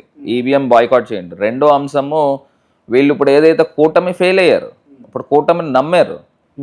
ఒక పక్కన బీజేపీ కూడా ఉంది కదా, సెంట్రల్ ఫండ్స్ ఇస్తుందేమో అని అదొక ఇంపాక్ట్. రెండోది పవన్ కళ్యాణ్ గారి ఇంపాక్ట్. మూడోది చంద్రబాబు నాయుడు గారు ఆల్ ఫ్రీ. పవన్ కళ్యాణ్ గారి ఇంపాక్ట్ ఉందంటారా? ఉంది కదా, ఉందంటారా? ఉంది కదా. మీరు ఒప్పుకుంటారా? ఒప్పుకుంటాను. But otherwise as his character ప్రకారంగా ఇప్పుడు ఆయన మాట్లాడే మాటకి ఒక శాంటిటీ ఉందా అని అడుగుతున్నా. ఇప్పుడు ఇవాళ ఒక మాట మాట్లాడుతున్నాడు, రేపు ఒక మాట మాట్లాడుతున్నాడు. మీరు చూస్తే అప్పుడు ఏం మాట్లాడారు, ఇప్పుడు ఏం మాట్లాడారు. గతంలో ఏం చెప్పారు, నేను నాస్తికుడిని, నేను చెకోవీరా అని అన్నారు. ఇప్పుడు ఏం చెప్తున్నారు, నేను సనాతన ధర్మ రక్షకుడిని అని చెప్తా ఉన్నారు. So you can understand. ఇక్కడే మీకు క్లియర్గా అర్థమవుతుంది ఎవరు ఏంటి అనేది. కాకపోతే ఒకటి ప్రజలు కూడా అవగాహన చేసుకోవాలండి. ప్రజలు కూడా అవగాహన చేసుకుని, ఇప్పుడు ఒక రాజకీయ నాయకుడు అంటే కొంత విలువలు ఉండాలి, ఆయన మాట్లాడే మాటకి ఒక శాంటిటీ ఉండాలి. ఇప్పుడు పవన్ కళ్యాణ్ మాట్లాడే అంశాలకు విలువలు లేవంటారా ఏంది? మరి డిఫరెన్స్ మీకే కనబడుతుంది కదా. Right, okay. పవన్ కళ్యాణ్ అంశం వచ్చింది కాబట్టి నేను మిమ్మల్ని అడుగుతున్నా, మీరు బేసిక్గా పవన్ కళ్యాణ్ ఫ్యానా? పవన్ కళ్యాణ్ గారి ఫ్యాన్ అంటే ఫ్యాన్ ఏం కాదు. అంటే మీరు అడిగేది క్వశ్చన్ కూడా నాకు అర్థమవుతుంది. ఏదో మూవీలో నేను పవన్ కళ్యాణ్ ఫ్యాన్ అని చెప్తారు. సరే, అది దట్స్ ఎ మూవీ, అంత మూవీ వరకు. మూవీ. ఇప్పుడు మై ఫాదర్ మీకు తెలిసే ఉంటుంది, ప్రజారాజ్యం టైంలో ఆయన ఇక్కడ ఎంపీకి ట్రై చేశారు. ఆ ట్రై చేసిన సందర్భంలో I was the youth leader in Prajarajyam. Okay. ఇప్పుడు ఈ ఏరియాకి నేను ప్రెసిడెంట్ ఉండేవాడిని, రాజమండ్రి పార్లమెంట్కి. సో నేను కాలేజ్ చదివే టైంలో, సో మా డాడీకి సపోర్ట్ చేయడానికి నేను ఉన్నాను. సో అప్పుడు నుంచుని ఉండొచ్చు వాళ్ళతో పాటు, అంతవరకు. అంతే. ఎస్పెషల్లీ దిగాలి ఫోటో కావాలి ఎందుకు పర్టికులర్గా ఏముంటుందండి, పర్టికులర్గా ఏముంటుంది. ఇప్పుడు మా ఫాదర్కి సపోర్ట్కి నేను చేసేటోండి. యాక్చువల్గా ఇప్పుడు మొన్న 2019 ఎలక్షన్స్లో కూడా ఫాదర్ కంటెస్ట్ చేయాలి ఎంపీగా. ఓకే. సో జగన్మోహన్ రెడ్డి గారు ఏంటంటే యంగ్స్టర్స్ని ప్రమోట్ చేస్తున్నారు. So he only insisted my father చెప్పి వై నాట్ భరత్ అని అంటే, సరే నాన్నగారు కూడా ఒప్పుకొని, సో ఆ రకంగా అయిందనమాట. ఈ విషయాలు కాసేపు పక్కన పెడితే, ఈ రాజమండ్రిలో క్లియర్గా ఉండవల్లి అరుణ్ కుమార్ లాంటి వాళ్ళు కావచ్చు, అదేవిధంగా మురళీమోహన్ లాంటి వాళ్ళు కావచ్చు, దాని తర్వాత ఇటువంటి యోధులు అందరూ గెలిచినటువంటి గడ్డ రాజమండ్రి గడ్డ. ఈ గడ్డలో ఒక పార్లమెంటేరియన్గా మీరు ఎన్నికైనప్పుడు మీ ఫస్ట్ ఫీలింగ్ ఏంది? ఇట్స్ అ గ్రేట్ ఫీలింగ్ అండి. ఎందుకంటే ఎమ్మెల్యే అంటే జనరల్గా అవ్వడానికి స్కోప్ ఈజీ ఉంటుంది. ఒక ఎంపీ అవ్వాలి అని అంటే ఎస్పెషలీ రాజమండ్రి ఓన్లీ అగ్రవర్ణాలకే అది ఆ ఛాన్స్ ఉండేది. మేము చౌదరీస్ అయితే ఆ ఛాన్స్ ఉంటుంది. ఉండవల్లి గారు కూడా అయ్యారు అంటే రాజశేఖర్ రెడ్డి గారు ఆయన హ్యాండ్ పిక్డ్, సో ఆయన అయ్యారు. బట్ అదర్వైజ్ జగన్మోహన్ రెడ్డి గారు ఆయన పాదయాత్రలో భాగంగా రాజమండ్రి సీట్ బీసీలకి ఇస్తామని ఆయన అనౌన్స్ చేయడంతో సో ఆ అవకాశం నాకు వచ్చింది. బట్ అదర్వైజ్ ఎంపీ అవ్వడం అనేది I don't think it is possible. So it's a great feeling. ఈసారి కూడా అంటే ఒకవేళ జగన్మోహన్ రెడ్డి గారు ఎమ్మెల్యేగా నిలబడు భరత్ అని చెప్పకుండా ఎంపీగా పోటీ చేయని అంటుంటే మీకు గెలిచే ఫెచ్చింగ్ ఏమైనా ఉంటుండేనా? అంటే జనరల్గా సిట్టింగ్ ఎంపీ కదండి, సిట్టింగ్ ఎంపీ. దట్టు నేను డెవలప్మెంట్ కార్యక్రమాలు కూడా చాలా చేసినాను. బట్ అదర్వైజ్ మీరు అన్నట్టు ఏదైనా గవర్నమెంట్ మీద కొంత యాంటీ ఇన్కంబెన్సీ ఉన్నప్పటికీ కూడా నేను ఎంపీగా నేను ఈ డెవలప్మెంట్ చేశాను. రాజమండ్రి సిటీ అనే కాదు, అదర్వైజ్ మీరు కవ్వూరు, గోపాల్పురము, నెడదవోలు కానీ నెడదవోలుకి అంత చేయలేకపోయినాను. సో ఈ మిగతా కాన్స్టిట్యున్సీలు అన్నిటికి కూడా సుపరిచితుడిని, అందులోనూ ఒక యాక్టివ్ ఎంపీ అనే ఒక ఇంప్రెషన్ను ప్రతి కార్యకర్తల్లోనూ ప్రజల్లో ఉందని నేను ఫీల్ అవుతాను. రైట్. సో డెఫినెట్గా సిట్టింగ్ ఎంపీది మళ్ళీ ఇంకొక టెన్యూర్ ఇచ్చేవారేమో అని నేను అనుకుంటున్నాను. మీరు అనుకుందా ఎమ్మెల్యేగా నిలబడాలని జగన్మోహన్ రెడ్డి గారి ప్రతిపాదన? అంటే జగన్మోహన్ రెడ్డి గారి ప్రతిపాదన ఆ. రాజమండ్రి సిటీ భరత్ అయితే విన్ అవుతాడు. సో ఎందుకు చేస్తానంటే మాక్సిమం డెవలప్మెంట్ ఇక్కడ చేశాను కాబట్టి. సో డెఫినెట్గా ఇంప్రెషన్ కూడా ప్రజల్లో కూడా భరత్ పేరు ఉంది. సో ఇక్కడైతే ఖచ్చితంగా రాజమండ్రి జనరల్గా టీడీపీ చాలాసార్లు గెలిచి ఉన్నారు. సో దాన్ని బ్రేక్ చేయాలి అని ఆయన యొక్క ఆలోచన. సో దాని మీద గెలిచాను అన్నమాట. అయినా కూడా మీరు బ్రేక్ చేయలేకపోయారు మరిగా. అదేనండి, ఇప్పుడు చూసాం కదా రకరకాల కారణాలు. ఆ కారణాల వలన నాకు నిజంగా అయితే ఒక్కటే ఆశ్చర్యం. ఈవెన్ ఈ ఎవరైతే ఇప్పుడు టీడీపీ కంటెస్టెడ్ ఇప్పుడు ఎమ్మెల్యే ఆయన ఉన్నాడు వాళ్ళకి కూడా వాళ్ళ పేరు చెప్పడానికి సంకోచిస్తారా? అంటే ఏముంది పేరు చెప్పడానికి ఏముంది. సో ఇప్పుడు అతనికి కూడా ఇంత మెజారిటీ వస్తుందని అతనికి కూడా తెలియదేమో. మీరు ఇమాజిన్ చేసారా ఇంత మెజారిటీ తోటి ఆయన విన్ అవుతాడు అని చెప్పేసి? అదే ఎవరు చేయలేదండి అసలు. ఎవరికి కూడా ఊహకి అందకుండా ఇంత మెజారిటీ వచ్చిందని అంటే నేను ఇందాక ఈవీఎం గురించి చెప్పాను కదా. ఇప్పుడు జనరల్గా ఈవీఎం ఉంది అనేది నా నుంచే కాదు, ప్రజల్లో కూడా రాజమండ్రి ప్రజలకు కూడా ఒక రకంగా ఆశ్చర్యమే. ఎందుకంటే ఈ మెజారిటీస్ ఎవరు ఊహించలే. ఇప్పుడు నేను అది కూడా చెప్తున్నా, జనరల్గా ఈవీఎం స్టేట్ వైడ్ ఉంటే చంద్రబాబు నాయుడు గారు రాజమండ్రి సెంట్రల్ జైల్లో ఒక 50 days పైన ఉన్నారు కాబట్టి దీంట్లో ఇంకొక అదనంగా ఇంకో 10-20% పెట్టి ఉంటారేమో నా ఇంప్రెషన్ కూడా. ఓకే, కానీ రాజమండ్రి సిటీని డెవలప్మెంట్ చేసిండు ఖచ్చితంగా. రాజమండ్రి సిటీలో గెలిస్తే ఒకవేళ భరత్ మాత్రం గెలుస్తాడని నమ్మకం పెట్టుకున్నటువంటి జగన్మోహన్ రెడ్డి గారి నమ్మకం నిరాశలు అయిపోయింది. ఇప్పుడు భరత్ గారు రాజమండ్రి సిటీని వదిలిపెట్టి నిడదవోలుకు పోదామన్న ఆలోచనలో ఉన్నారు అని చెప్పేసి వార్తలు వినిపించినాయి, నిజమేనా? లేదండి, రాజమండ్రినే ఎట్టి పరిస్థితులు ఎక్కడైతే కోల్పోయినామో అక్కడే విన్ చేయాలి. విన్ చేయాలి. జగన్మోహన్ రెడ్డి గారి స్ట్రాంగ్ బిలీఫ్ కూడా అదే. సో డెఫినెట్గా నేను ఇక్కడ నేను ఎందుకు ఓడిపోయినాను, సో నేను ఏం మిస్టేక్ చేశాను, నేను ఇంకా ప్రజలకి ఎవరు చేయలేనంత ఇదిగా రాజమండ్రిని డెవలప్ చేశాను అనేది నేను చెప్పేది కూడా కాదు, మీరు బయట వెళ్ళి అడిగినా కూడా చెప్తారు. సో ఇంత చేసినప్పుడు నేను ఇక్కడ ఓడిపోయాను, సో ఇక్కడే నేను గెలవాలా, ఖచ్చితంగా గెలుస్తాను. ఖచ్చితంగా 29లో దేవుడి యొక్క దయతో ప్రజల ఆశీర్వాదంతో 100% గెలుస్తానని నా భావన. పక్కా గెలుస్తాననేది నా భావన. గెలుస్తాన నమ్మకం మీకున్నదా? ఉన్నది భావన. ఓకే, అదే మీకు ఆ నమ్మకం, భావన నమ్మకము అని ఒకటే. భావన అంటే భావించవచ్చు, ముఖ్యమంత్రి కావాలని కూడా భావించవచ్చు, కానీ గెలవాలి ఆ నమ్మకం ఉండాలి కదా పూర్తి స్థాయిలో. దానికి అన్ని శక్తులు ప్రకృతి సహకరిస్తానని భావిస్తారా? అవుతారేందన్నా? ఇప్పుడు ఒకటండి, ఇప్పుడు రాజమండ్రి సిటీ మీరే అన్నారు బిఫోర్ భరత్ ఏంటి ఆఫ్టర్ భరత్. ఎస్, దీంట్లో డౌట్ లేదు. Before Bharat after Bharat. ఇప్పుడు ఏదైతే చంద్రబాబు నాయుడు గారు చెప్పిన ఆ మాటలన్నీ కూడా అబద్ధాలన్నీ ప్రజలకు అర్థమవుతున్నాయి. ఖచ్చితంగా రేపు land slide victory state wide కాబోతుంది, రాజమండ్రిలో స్టేట్ వైడ్ కాబోతుంది. అందులో రాజమండ్రి కూడా ఖచ్చితంగా ఉంటుంది. Okay, right. Wish you all the best ఈ విషయం వరకు మీకు. Okay, thank you. మీరేమో ఖచ్చితంగా ఏదేమైనా సరే స్టేట్ వైడ్గా రాజమండ్రి గెలుపు అని అన్నది అందరు చూసే విధంగా ఉంటుంది అని అంటున్నారు. కాకపోతే ఈడ ఆల్రెడీ వాసు కావచ్చు, లేకపోతే పురంధేశ్వరి కావచ్చు, లేకపోతే కూటమి కావచ్చు, చాలా ప్రెజర్ పడే అవకాశాలు ఉంటాయి భరత్ మీద అని అంటే. ఇప్పుడు లాస్ట్ టైం అదే జరిగింది కదండి, ఇప్పుడు ఇవాళ కొత్తగా ఏముంది? ఇప్పుడు లాస్ట్ టైం అదే జరిగింది. లాస్ట్ టైం వీళ్ళందరూ ఇంపాక్ట్ ఉంది, పవన్ కళ్యాణ్ కానీ లేకపోతే మీరు పురంధరేశ్వరి గారు కానీ అందరిదే ఉంది. బట్ అదర్వైజ్ ఇక్కడ మనం భరత్ ఇంత రాజమండ్రికి మంచి చేశాడు, అభివృద్ధి చేశాడు అనేది కూడా ప్రజల్లో ఉంది.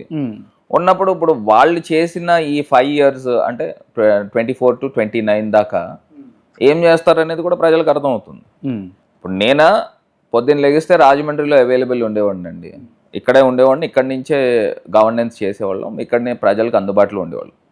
ఇప్పుడు మీరు చెప్పిన పురంధరేశ్వరి గారు, ఆమె ఏం కనబడుతుంది, ఆమె ఏం వర్క్ చేస్తున్నారు అనేది కూడా ప్రజలు గమనిస్తారు. అంటే ఇప్పుడు పురంధేశ్వరి ఆమె బీజేపీ స్టేట్ లీడర్గా ఉంది, అట్ ద సేమ్ టైం బాబు గారు రిలేటివ్, అదేవిధంగా సెంట్రల్లో అధికారంలో ఉన్నారు. అటు వాళ్ళు ఒక పక్క, ఇటు వాసు ఏమో కూటమిలో ఉండి ఈయన ఒక పక్క. మొత్తానికి డెవలప్మెంట్ భరత్ చేసిన దానికంటే ఎక్కువ చేసి వాళ్ళు నిరూపించుకుంటే ఈ 5 ఏళ్ళల్లో మళ్ళీ భరత్కు నమ్మి ఓట్లు వేస్తారా ప్రజలంటే? ఇప్పుడు 1 ఇయర్ స్పాన్ అయింది. 1 ఇయర్ స్పాన్లో వాట్ ఈజ్ రాజమండ్రి, మీరు బయట వెళ్ళి ప్రజల్ని మీరు కనుక్కోండి. మీరు కనుక్కునే ఉండుంటారు, కానీ అదర్వైజ్ ఇంకా మీరు మైక్రో లెవెల్లో వెళ్ళి కనుక్కోండి. ఈ 1 ఇయర్ స్పాన్లో నేను హ్యాపీ స్ట్రీట్ తీసుకుని వచ్చాను. ఆ హ్యాపీ స్ట్రీట్ని అక్కడి నుంచి తీసేశారు. అక్కడ నేను హ్యాపీ స్ట్రీట్ పార్క్ చేస్తే ఒక అద్భుతమైన పార్క్ చేశాను. థౌజండ్స్ ఆఫ్ పీపుల్ ప్రతిరోజు వెళ్తారు. ఆ పార్క్ పేరు తీసేసి ఎన్టీఆర్ పార్క్ అని పెట్టుకుని ఆయన ఎన్టీఆర్ గారి విగ్రహం పెట్టుకున్నారు. ఇప్పుడు నేను కంబాల్ చెరువు అనేది ఒక అద్భుతమైన పార్క్ చేశాను. మీరు ఈవెన్ హైదరాబాద్లో ఉందో లేదో కూడా నాకు తెలియదు. అంత వాటర్ బాడీతో అంత ఎక్స్ట్రాడినరీగా లేజర్ షోస్ పెట్టి అంత అద్భుతంగా తయారు చేసాము. 50 రూపీస్ టికెట్ పడితే థౌజండ్స్ ఆఫ్ పీపుల్ అక్కడ వచ్చేవారు. Every Sunday 2 lakh rupees and above municipal కార్పొరేషన్కి రెవెన్యూ వచ్చేది ఆ పార్క్ నుంచి. అంతమంది జనాలు క్యూ లైన్లో నుంచుని మరి వెళ్ళేవారు. ఓకే, మరి ఇప్పుడు ఆ పార్క్ చూస్తే మొత్తం వెళ్ళడానికి కూడా ఇబ్బందులు పడే సందర్భాలు కనబడుతున్నాయి. ఎందుకు ఇదంతా కంటిన్యూ చేస్తే భరత్ రామ్కు పేరు పోతుందనే కంటిన్యూ చేయలేకపోతురా? మీ అవగాహన ఏంది? నాకు అర్థం కావట్లే. ఇప్పుడు ఓవర్ ఏ పీరియడ్ ఏమవుతుందనండి, ప్రజల్ని పాత లీడర్, ఇప్పుడు నేను పాత లీడర్ అనుకోండి, నన్ను మైమర్పించే విధంగా అతను వర్క్ చేయాలి, డెవలప్మెంట్ చేస్తే పేరు వస్తుంది. ఇప్పుడు అతను పొద్దున్న లెగిస్తే భూ కబ్జాల్లో ఉన్నాడు, ఇక్కడేమో చూస్తే శాండ్ మాఫియా చేస్తున్నారు. ఇప్పుడు ఇది కొత్తగా మీరు మాట్లాడుతున్నారు. కొత్తగా మాట్లాడడం కాదు, అంటే నాకు తెలిసి మీరు పూర్తి స్థాయి ఎంక్వైరీ చేయాలి. మీరు కూడా కమిషన్లు బాగానే తీసుకున్నారు అని అన్నది వాసు వాదన. దానికి ఏమంటారు మీరు? ఇప్పుడు అధికారంలో వచ్చారు వీళ్ళు, ప్రూవ్ చేయమనండి. ఇప్పుడు నేను ఎక్కడ తీసుకున్నాను ప్రూవ్ చేయమనండి. ఇప్పుడు నన్ను మీరు క్లోజ్గా ఫాలో అవుతే నేను రీసెంట్గా ఒక ప్రెస్ మీట్ అడ్రస్ చేశాను. ఒక శ్రామిక భవన్ అని చెప్పి క్వారీ సెంటర్లో ₹1 కోటి ఎంపీ ల్యాడ్స్ నేను ఇచ్చాను డబ్బులు. వాసు వాళ్ళ కజిన్, అతను సొంత కజిన్, అతను హీ వాజ్ ద కాంట్రాక్టర్. ₹1 కోటి అతనికే నేను సంతకం పెడితే అతనికి వెళ్ళింది. ఇప్పుడు మీరు ఏదైతే కమిషన్ చెప్తున్నారో 25% కమిషన్, అది కూడా నేను చెప్తున్నా నెగటివ్ ఎంత ఫాస్ట్గా ప్రజల్లోకి వెళ్తుందని అంటే 25% కమిషన్ ప్రూవ్ చేయమనండి. వాళ్ళ కజిన్ని ప్రెస్ మీట్ పెట్టమనండి. మరి ఇప్పుడు మీరు శాండ్ మాఫియా అంటున్నారు, ఇది కంప్లీట్ చేయనివ్వండి. 25% వాళ్ళ కజినే చేశాడు కాంట్రాక్టర్. ₹1 కోటి అని అంటే 25 లక్షల రూపాయలు నాకు ఇవ్వాలి కదా. ₹1 కోటి 25% అంతేగా. మరి 25 లక్షలు కాదు కదా, ₹25 నాకు ఇచ్చాడా, అది ప్రూవ్ చేయమనండి. అంటే ఇది అన్నీ కూడా ప్రచారము ఏ రకంగా నెగటివ్ తీసుకుని వెళ్ళారంటే ఇది ఒక గేమ్. ప్రజలు కూడా అనుకోవచ్చు కొంతమంది, ఒక్కసారి ప్రజలు కూడా కొంతమంది అనుకోవచ్చు ఏమని, ఇతను ఇంత డబ్బు ఖర్చు పెట్టి ఎంపీ అయ్యాడు కదా, ఏదో రకంగా డబ్బులు వెనక్కి లాక్కోవడానికి ఎంతో కొంత తీసుకుని ఉంటాడేమో అని అనుకోవచ్చు. కాకపోతే నా ఐడియాలజీ అది కాదు. నేను లాంగ్ రన్లో ఆలోచన చేసుకున్నా, I have to do some impact, good impact to the people and to the city అన్న పాయింట్లో సొంత డబ్బులు ఆస్తులు అమ్ముకుని నేను రాజకీయం చేసినాను. అదే it's a new trend of politics అండి. ఇప్పుడు నేనేం గొప్పవాడిని నేను చెప్పట్లే, కాకపోతే నన్ను డీప్గా అర్థం చేసుకుంటే ప్రజలకు కూడా తెలుస్తుంది. ఇప్పుడు పలానా దాంట్లో ఇందులో డబ్బులు తీసుకున్నానని ప్రూవ్ చేయమని అంటున్నా. రైట్, ఇప్పుడు మీరు వాసు మీద కూడా క్లియర్గా శాండ్ మాఫియా చేస్తున్నాడు అని చెప్పేసి మీరు ఆరోపిస్తున్నారు కదా, ఆధారాలు ఉన్నాయి ఇక్కడ? ఇప్పుడు వాళ్ళు మనుషులే ఉంటారు అక్కడ. ఇప్పుడు ప్రతి అక్కడ శాండ్ ర్యాంప్ ఉంది. ఇప్పుడు మీరు గ్యామోన్ బ్రిడ్జ్ నుంచి వెళ్తూ ఉంటే రాజమండ్రి నుంచి కవూర్ వైపుకి లెఫ్ట్ సైడ్ ఉన్న ర్యాంపులన్నీ కూడా మొత్తం అన్నీ కూడా అర్బన్ ఎమ్మెల్యేకి సంబంధించిన ర్యాంపులు. అక్కడ ఉన్న మనుషులందరూ కూడా ఈ తెలుగుదేశం మనుషులే ఉంటారు, అతను వెనకాల తిరిగే వాళ్ళే ఉంటారు. ఏ రోజు కలెక్షన్ ఆ రోజు ఇంటికి వెళ్ళిపోవాల్సింది. ఒకటి అది కూడా చెప్తా. ఫ్రీ శాండ్ అన్నారండి, ఎక్కడ ఉందండి ఫ్రీ శాండ్? ఇప్పుడు నేను లారీ పట్టుకుని పోతాను అక్కడ ఫ్రీ శాండ్ వేస్తారా? ఒక లారీ 10,000, చిన్న లారీ, పెద్ద లారీ అయితే ఎంత రేటు, నాకు రేట్లు కూడా ఐడియా లేదు, అంత విపరీతంగా దోచేస్తున్నారు. ఇప్పుడు నన్ను అడుగుతున్నారు, నాకు రేట్లు కూడా తెలియదు. నా గవర్నమెంట్లో తెలిసినా చెప్తలేరేమో కాదు, మీరు ఏదో అడగాలని అడుగుతున్నారు. ఇప్పుడు నేను ఒక మనిషి క్యారెక్టర్ ఏంటనేది ఫస్ట్ పూర్తి స్థాయి తెలుసుకుంటే మీకు అర్థమవుతుంది. ఏదో మీరు జనరల్గా రాజకీయాల్లో ఉండి రాజకీయ నాయకుడు అంటే కరప్షన్ చేస్తాడు అన్న పాయింట్లో మీరు నన్ను అనుకుంటున్నారు. నేను కొత్త ట్రెండ్ ఆఫ్ పాలిటిక్స్లో వచ్చాను. మేము పుట్టుకతోనే డబ్బులు ఉన్నవాళ్ళమే. అలా అని చెప్పి నీచంగా రాజకీయాల్లో డబ్బులు సంపాదించాలనే కాన్సెప్ట్ లేదు. వ్యాపారాలు పెట్టుకుంటాము, ఇండస్ట్రీలు పెట్టుకుంటాము, ఆ రకంగా డబ్బులు సంపాదించుకొని మేము ప్రజా సేవ చేయడానికి ఉన్నాం, కానీ ప్రజల పైన పడి డబ్బులు సంపాదించాలనే ఆలోచన ఎప్పుడూ లేదు. మీరు అంటే మీ నాన్నగారు లెగసీని కంటిన్యూ చేస్తున్నా అని అనిపించిందా మీకు ఎప్పుడన్నా? అదేనండి, ఇప్పుడు నాన్నగారు కష్టపడ్డారు కాబట్టే ఆయన ప్లేస్, ఆయనకి రావాల్సిన స్థానం నాకు వచ్చింది 2019లో. అది జగన్మోహన్ రెడ్డి గారి ద్వారాగా వచ్చింది. సో ఖచ్చితంగా నేను ఇంకా పైకి తీసుకెళ్తున్నానని అనుకుంటున్నాను. ఈ విషయాలన్నీ కాసేపు పక్కన పెడితే ఎర్రంనాయుడు గారి కుమార్తె భవాని, ఇటేమో పురంధేశ్వరి, ఇటేమో రామ్మోహన్ నాయుడు, ఇటేమో వాసు, వీళ్ళందరినీ తట్టుకొని ఇంకా కూడా సర్వైవ్ అవుతాడు, ఇంకా కూడా నిలబడతాడు భరత్ అన్న నమ్మకం మీకుందా? ఒకటండి, ఇప్పుడు ఎర్రంనాయుడు గారు డాటర్ని పెళ్లి చేసుకున్నాడు, ఓకే, వెల్ అండ్ గుడ్. ఇప్పుడు ఆమె కంటెస్ట్ చేసింది 2019లో. నేను ఎంపీ కింద కంటెస్ట్ చేసినప్పుడు, నేను ఎంపీ అయినప్పుడు ఆమె ఎమ్మెల్యే అయినప్పుడు బేసికల్గా నాకు కూడా పరిచయమే. మేము ఒక రకంగా మేము చెప్పాలనంటే పాలిటిక్స్కి రాకముందరు కూడా మేమంతా కూడా బ్యాడ్మింటన్ ఇవన్నీ కూడా ఆడుకునేటోళ్ళం. సో ఆ రకంగా పరిచయమే. She is genuinely a good person. But 2019 నుంచి 24 దాకా యాజ్ అన్ ఎమ్మెల్యే ఏం వర్క్ చేశారనేది దట్స్ పాయింట్. ప్రజలు ద్వారా ఎన్నుకోబడ్డారు. సో 5 సంవత్సరాల్లో ఒక ఎమ్మెల్యేగా ఏం పాత్ర పోషించారనేది ఇంపాక్ట్. ఇప్పుడు ఎవరు రామ్మోహన్ నాయుడు గురించి చెప్తున్నారు. Undoubtedly is a good politician.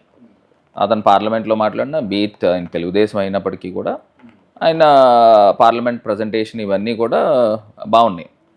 But ఇక్కడ రాజమండ్రి వరకు వాళ్ళ ప్రెసెన్స్ ఏంటి అని అడుగుతున్నా.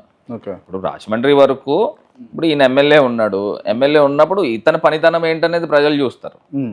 ఈ 5 సంవత్సరాల్లో జరగబోయేది ఏం చేస్తున్నాడు అనేది ప్రజలు చూస్తారు. నేను చెప్పాను ఇందాక శాండ్ మాఫియా చెప్పాను, శాండ్ మాఫియా లేదని చెప్పండి. భూ కబ్జాలు చేస్తున్నారు, భూ కబ్జాలు లేదని చెప్పండి. ఆయన ఎమ్మడి తిరిగేటోళ్ళు అందరూ కూడా ఈ రౌడీ షీటర్స్ బ్లేడ్ బ్యాచ్ తిరుగుతూ ఉంటారు, అది లేదని చెప్పండి. ఇప్పుడు మొన్న మీరు రీసెంట్గా కొన్ని స్టోరీస్ చూస్తే ఎన్టీవీలో వచ్చింది ఒక స్టోరీ. రాజమండ్రిలో బ్యూటీ పార్లర్ ముసుగులో, మసాజ్ సెంటర్ల ముసుగులో ఏ రకంగా కార్యక్రమాలు జరుగుతూ ఉన్నాయి. సాంస్కృతిక రాజధానిని ఎంత అధ్వానం చేస్తూ ఉన్నారు. ఈ సంవత్సర కాలంలో రాజమండ్రిని భ్రష్టు పట్టించిన నాయకుడిగా పేరుంటుంది. మీరు ఒక్కసారి 175 నియోజకవర్గాలు మీరు చూస్తే ఆ 175లో ఫస్ట్ ప్లేస్లో వర్స్ట్లో రాజమండ్రిని తీసుకొచ్చిన గనుడు ఈ ఈబీఎం ఎమ్మెల్యే అని చెప్తున్నాను. అండ్ ఈ బ్లేడ్ బ్యాచ్ అన్నారు కదా, రాజమండ్రిలో బ్లేడ్ బ్యాచ్ ఉంటుంది అని చెప్పేసి వార్తలు విన్నాము. దాన్ని లేకుండా భరత్ చేసిండు అని అన్నది కూడా విన్నాము, నిజమేనా? ఇప్పుడు నా దగ్గర తిరిగేటోళ్ళు ఎవరు ఉంటారండి? అంత ఒక క్లీన్ ఇమేజ్ ఉన్న వాళ్ళు తిరుగుతారు. ఏదో ఒకళ్ళిద్దరు గురించి పాయింట్అవుట్ చేస్తున్నారు, వాళ్ళ గురించి కూడా నేను చెప్తాను. ఇప్పుడు ఒకళ్ళిద్దరు వాళ్ళని అటాక్ చేస్తే సెల్ఫ్ ప్రొటెక్షన్లో భాగంగా ఒకళ్ళిద్దరు గురించి వాళ్ళు ఎంతసేపు స్ట్రెస్ చేస్తారు. బట్ అదర్వైజ్ నేను ప్రజలకి నా దగ్గర తిరిగేటోళ్ళు కానీ లేకపోతే నేను ఇచ్చే మెసేజ్ కానీ క్లీన్గా ఉండాలనే చెప్తాను. పాలిటిక్స్లో కరప్షన్ రహిత పాలిటిక్స్ జరగాలి, అదేవిధంగా ఒక క్లీన్ ఇమేజ్తో వెళ్ళాలి, ప్రజలకు మంచి చేయాలి, ఒక డెవలప్మెంట్ యాంగిల్లో ముందరకు వెళ్ళాలనేది నా ఆలోచన. సో ఆ రకంగానే నేను వెళ్ళేవాడిని.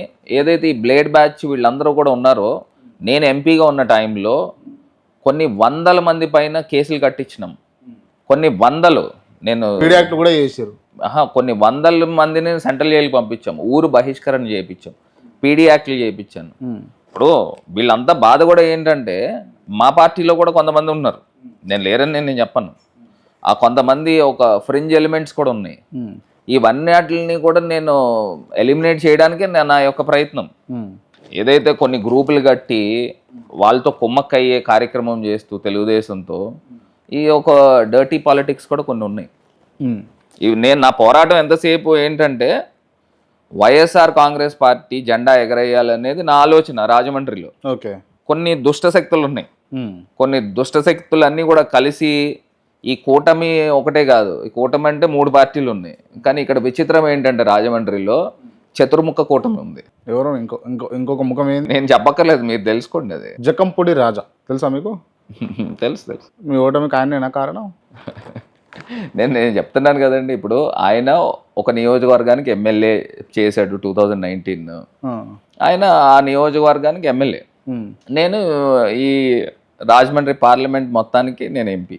చతుర్ముఖ కూటమి రాష్ట్రమంతా కూటమి పనిచేస్తూ ఉంటే రాజమండ్రిలో చతుర్ముఖ కూటమి అని అన్నారు కదా.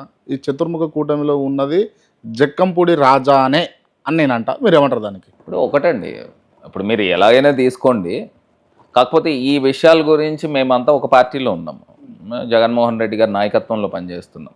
సాధారణంగా ఎవరు మేము ఒక నిబద్ధత గల నాయకుల కింద ఉన్నప్పుడు ఆయనకి మంచి పేరు తెచ్చేలాగా ఎవరైనా పనిచేయాలా. సో నేను రాజమండ్రికి ఉన్నాను, ఆయన రాజానగరంకి ఉన్నారు. ఎవరి నియోజకవర్గాలకి వాళ్ళు గెలిస్తే రేపు జగన్మోహన్ రెడ్డి గారికి పేరు తీసుకొచ్చిన వాళ్ళు అవుతాం. సో ఇంకా దీని గురించి నేను ఫర్దర్గా మీ ఓటమి కారణం ఆయనేనా, జక్కంపూడి రాజా? ఇంకా దీని గురించి నేను ఫర్దర్గా మాట్లాడాలనుకోవట్లేదు. ఒకటండి, ఇప్పుడు ఇద్దరం ఒక పార్టీలో ఉన్నాము, ఒక పార్టీలో ఉన్నప్పుడు ఆయన నియోజకవర్గానికి ఆయన పనిచేయాలా, నా నియోజకవర్గానికి నేను పనిచేయాలా. ఒక రకంగా ఒక్కొక్క నియోజకవర్గాలు ఇంపాక్ట్ ఉంటే ఇద్దరికిద్దరు పరస్పరం హెల్ప్ చేసుకుంటే ఇంకా జగన్మోహన్ రెడ్డి గారికి మంచి పేరు తెచ్చినట్టు అవుతుంది. అంతేగాని ఏదన్నా చిన్న ఒపీనియన్ డిఫరెన్సెస్ ఉండడం వలన ఇది ఇంపాక్ట్ ఆయనకి చెడ్డ పేరు తెచ్చేలాగా ఎవరు చేయకూడదు అనేది నా అంశం. జగన్మోహన్ రెడ్డి గారి ప్రస్తావన వచ్చింది కాబట్టి మీకు పార్లమెంటేరియన్ చీఫ్ విప్ కూడా మీరున్నారు. మొదటిసారిగా మీరు పార్లమెంట్ సభ్యునిగా ఎన్నికయ్యారు. ఈ రెండు బేస్ చేసుకొని మీరు పార్లమెంట్లో పూర్తి స్థాయిలో మీ గలం వినిపించినాం, నిజంగా రాజమండ్రికి కావాల్సినటువంటి అభివృద్ధి పనులన్నీ పూర్తి స్థాయిలో చేసినాము అని అనిపించిందా మీకు ఎప్పుడన్నా? ఒకటండి, ఇప్పుడు ఆయన నేను కొత్తగా రాజకీయాల్లోకి వచ్చాను, ఎంపీ అయ్యాను, అవడమే భరత్ దగ్గర ఎంతో కొంత స్టఫ్ ఉందని ఆయన భావించి నాకు చీఫ్ విప్గా కూడా ఆయన అవకాశం ఇచ్చారు. ఇచ్చినప్పుడు కూడా నేను సమర్థవంతంగానే పార్లమెంట్లో పనిచేశాను. మొత్తం ఎంపీలందరినీ కూడా రెగ్యులర్ అటెండెన్స్ జరుగుతుందా, వాళ్ళకి రెగ్యులర్ సబ్జెక్ట్స్ గురించి మాట్లాడుతున్నారా లేదా, ఇవన్నీ కూడా మానిటర్ చేసి ఈవెన్ దో ఐఎమ్ జూనియర్ అయినప్పటికీ కూడా చాలామంది సీనియర్స్ ఉన్నారు.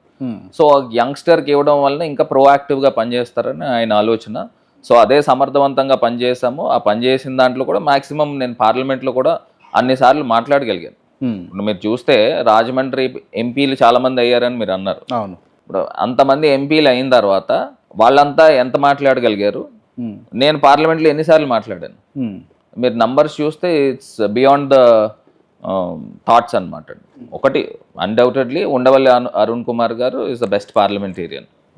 సో ఆయన ఒక సక్సెసర్గా మేమంతా కూడా బాగానే వర్క్ చేసామని మేము అనుకుంటున్నాం. ఓవరాల్గా అంటే 5 ఏళ్ల పరిపాలనలో వైఎస్ జగన్మోహన్ రెడ్డి గారు తీసుకొచ్చినటువంటి బెస్ట్ స్కీమ్, దీనివల్ల నిజంగా రాష్ట్రం డెవలప్మెంట్ అయ్యేది లేకపోతే రాష్ట్రానికి మంచిది అని అనిపించింది మీకు యాజ్ ఏ పార్లమెంటేరియన్గా మీకు అనిపించింది ఏంటిది? ఇప్పుడు ఒకటండి, ఇప్పుడు జగన్మోహన్ రెడ్డి గారి సిద్ధాంతం ఏంటి, పేదరికాన్ని నుంచి దిగువ మధ్యతరగతి లెవెల్కి తీసుకురావాలి ప్రజలందరినీ కూడా, పేదరిక నిర్మూలన చేయాలనేది ఆయన కాన్సెప్ట్ యాక్చువల్గా.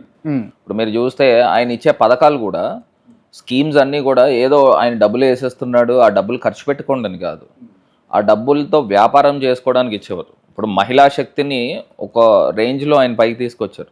ఇప్పుడు ఆసరా అనే ఒక ప్రోగ్రామ్ కానీ, లేకపోతే చేయూత అనే ప్రోగ్రామ్ కానీ, ఈవెన్ హౌసెస్ కూడా లేడీస్ పేరు మీద పెట్టేవారు. ఎందుచేతనంటే ఒక ఆడవాళ్ళ చేతిలో డబ్బులు ఉంటే ఆ ఇంటిని సమర్థవంతంగా చక్క పెట్టగలుగుతారు అనేది ఆయన నమ్మిన సిద్ధాంతం. సో ఆ డబ్బులన్నీ కూడా ఇచ్చి వాళ్ళతో వ్యాపారాలు చేపించేవారు. సో అది ఒక అద్భుతమైన స్కీమ్ అండి. ఇప్పుడు ప్రజలు కూడా అర్థం చేసుకోలేకపోయారు, కానీ ఇంకొక టర్మ్ ఆయన వచ్చి ఉంటే నిజంగా పేదరిక నిర్మూలన జరిగి ఉండేది 100%. ఇది కాకుండా పిల్లలకి సంబంధించి నాడు నేడు అని తీసుకుని వచ్చారు, స్కూల్స్ ఎడ్యుకేషన్ రిఫార్మ్స్ తీసుకుని వచ్చారు. అసలు మాసివ్ చేంజ్ అండి అది, కానీ ప్రజలు అర్థం చేసుకోలేకపోయారు. ఇప్పుడు మీరు నాడు నేడు తీసుకుని వచ్చారు, మీరు స్కూల్స్ చూస్తే పల్లెల్లో కానీ లేకపోతే కొన్ని ప్లేసెస్లో కానీ పూర్తి రీవ్యాంప్ చేసేసారు.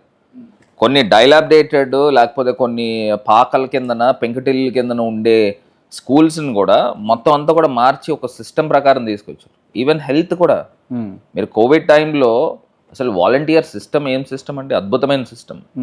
ఇది ప్రజలకి అర్థం కాలేదు ఒక రకంగా చెప్పాలని అంటే. ఆయనకున్న ఐడియాలజీ నిజంగా ఇంకొక టర్మ్ వచ్చి ఉంటే సిచ్యువేషన్ వేరుగా ఉండేది. మనకు వచ్చే రెవెన్యూ ఎంత, మనము ప్రజలకి ఆయన ఎంతసేపు జగన్ గారు ఏంటంటే మొత్తము పేదరికం నిర్మూలన జరగాలి, సమాజంలో సమాజ స్థాపన జరగాలి, మొత్తము ఏదైతే అట్టడుగున్న వర్గాలన్నీ కూడా పైకి తీసుకురావాలి. ఇవన్నీ తీసుకురావాలని అంటే ఎట్లా సాధ్యమవుతుంది? ఎప్పుడైతే ఆర్థికంగా వాళ్ళని పైకి తీసుకొచ్చినప్పుడు ఇవన్నీ జరుగుతాయి. అవును. దాంతో పాటు పిల్లలందరినీ కూడా పెద్ద చదువులు చదివించాలి. ఇప్పుడు ఆ స్కూల్స్లో కూడా వాళ్ళు స్కూల్స్కి వెళ్ళారని అంటే వాళ్ళకి మంచి యూనిఫామ్ ఇస్తే they will take pride out of it. So ఆ మంచి యూనిఫామ్తో పాటు వాళ్ళకి ట్యాబ్స్ ఇచ్చేవారు 8th క్లాస్ పిల్లలకి. ఇవన్నీ ఏమైపోయినాయి అని అడుగుతున్నా. నిజంగా ఇప్పుడు ప్రజలకు కూడా అర్థమవుతుంది, 1 year అవుతుంది కదండి, ఇంకొక సంవత్సరం అయిన తర్వాత ఇదే ప్రజలు ఎవరైతే చంద్రబాబు నాయుడు గారికి కూటమికి ఓటేశారో వాళ్ళని రోడ్ల మీదకి వచ్చి నిలదీస్తారు నాకు తెలిసి. నేను తెలంగాణ నుంచి వచ్చినన్న, ఒకప్పుడు కలిసే ఉన్నాం, మంచిగానే ఉండే. ఇప్పుడేమో కావాల్సింది రావాల్సింది అంతా కూడా తెలంగాణకు వచ్చేసింది. ఇప్పుడు స్పెషల్ స్టేటస్ గురించి చాలా మాటలు ఇప్పుడు అప్పుడు ఆ ప్రభుత్వం చెప్పింది, దాని తర్వాత మీ ప్రభుత్వం చెప్పింది, మళ్ళీ ఈ ప్రభుత్వం కూడా చెప్పింది. తీరా చూస్తే ఆంధ్రప్రదేశ్కు స్పెషల్ స్టేటస్ వస్తుందా రాదా అని అంటే మీరు ఏం చెప్తారు? ఒకటండి, ఇప్పుడు మీరు మమ్మల్ని అనొచ్చు 2019లో మేము కూడా ప్రత్యేక హోదా గురించి అడిగిన వాళ్ళమే, ఎలక్షన్ ముందర అడిగిన వాళ్ళమే, పార్లమెంట్లో కూడా అడిగిన వాళ్ళమే. కాకపోతే 2019లో government absolute government, BJP itself 303 MPs ఉన్నారు. సో వాళ్ళకి ఏ రీజనల్ పార్టీతో కూడా అవసరం లేదు. అవసరం లేకపోయినప్పటికీ కూడా జగన్మోహన్ రెడ్డి గారు వెళ్ళినప్పుడల్లా కూడా ప్రైమ్ మినిస్టర్ని అడిగేటోళ్ళు. ఇప్పుడు నిజంగా మేము డిమాండ్ చేసి మీరు ఇవ్వాల్సిందే అని మేము అంత రకంగా డిమాండ్ చేసినా కూడా వాళ్ళు పట్టించుకునే పరిస్థితులు లేవు. కానీ ఇప్పుడు ఉన్న ఈ గవర్నమెంట్లో నౌ మైనారిటీ గవర్నమెంట్. ఇప్పుడు BJP short fall in numbers. ఇప్పుడు వాళ్ళకి 240 లోపలనే వచ్చినాయి, 42 ఎన్నో వచ్చినాయి. సో వాళ్ళు 275 సీట్స్ వస్తే కానీ అబ్సల్యూట్ మెజారిటీ లేదు. మరి లేని సందర్భంలో చంద్రబాబు నాయుడు గారి ఎంపీలు, తెలుగుదేశం ఎంపీలు మద్దతుతో ఇక్కడ సెంట్రల్ గవర్నమెంట్ నిలబడింది. మరి నిలబడినప్పుడు ఏం చేయాలనండి? నువ్వు స్పెషల్ స్టేటస్ ఇస్తావా చేస్తావా అని కూర్చోవాలా లేదా? ఇప్పుడు చంద్రబాబు నాయుడు గారు విత్డ్రా చేశారనుకోండి, గవర్నమెంట్ పడిపోతుంది కదా. మరి ఆ ఇవ్వాల్సిన గవర్నమెంట్ సెంట్రల్ గవర్నమెంట్ ఉన్నప్పుడు అసలు ఎందుకు ఈ లాజిక్ వదిలేస్తున్నారు అని అడుగుతున్నా. ఇప్పుడు ఆంధ్రప్రదేశ్ ప్రజలు కూడా చంద్రబాబు నాయుడు గారు నిలదీయాలా? ఇప్పుడు మైనారిటీ గవర్నమెంట్ ఉన్నప్పుడు ఖచ్చితంగా చంద్రబాబు నాయుడు గారు ఎంపీల మద్దతుతో అక్కడ కేంద్రం నిలబడింది. నిలబడినప్పుడు ఇదేమి మనం గొంతమ్మ కోరికలు కాదు కదండి. ఇవన్నీ ఇదే పార్లమెంట్లో ఎక్కడైతే రాష్ట్రం విడగొట్టి చట్టం చేశారో అదే పార్లమెంట్లో ఫ్లోర్ ఆఫ్ ద హౌస్లో అప్పుడున్న ప్రైమ్ మినిస్టర్ మన్మోహన్ సింగ్ గారు చెప్పారు, Andhra Pradesh shall be given special category status అని. అప్పుడు వాళ్ళు కాంగ్రెస్ పార్టీ మోసం చేశారు, ఎందుకంటే చట్టంలో పెట్టలే. ఇప్పుడు వీళ్ళ కారణాలు ఏం చెప్పారు? 14th ఫైనాన్స్ కమిషన్ ఒప్పుకోవట్లేదు. 14th ఫైనాన్స్ కమిషన్ కాన్స్టిట్యూట్ చేసింది ఎవరండి? గవర్నమెంట్ ఆఫ్ ఇండియా కదా. ఇప్పుడు వీళ్ళు ఎందుకు బైపాస్ చేసి ఎందుకు చేయలేరు? ఇప్పుడు గవర్నమెంట్ పడిపోతుంది. If Chandrababu Naidu withdraws support from the government, అక్కడ గవర్నమెంట్ మైనారిటీ అయిపోతుంది. అయిపోయినప్పుడు ఇది సాధించుకోవాలా లేదా? ఇప్పుడు ఇవాళ నాకు తెలిసి ఇది ప్రైమ్ మినిస్టర్ గారు ఆంధ్రప్రదేశ్ వచ్చారు. ఇప్పుడు అమరావతి మళ్ళీ పునఃశంకుస్థాపన అనుకుంటా, I don't know what is the word for it. మరి ఈ రోజున ఖచ్చితంగా ప్రైమ్ మినిస్టర్ని అడగాలండి చంద్రబాబు నాయుడు గారు, సార్ ఇలాగా మీరు ప్రత్యేక హోదా ఇవ్వాలి, మీరు ప్రామిస్ చేయండి అని పట్టుపట్టాలా?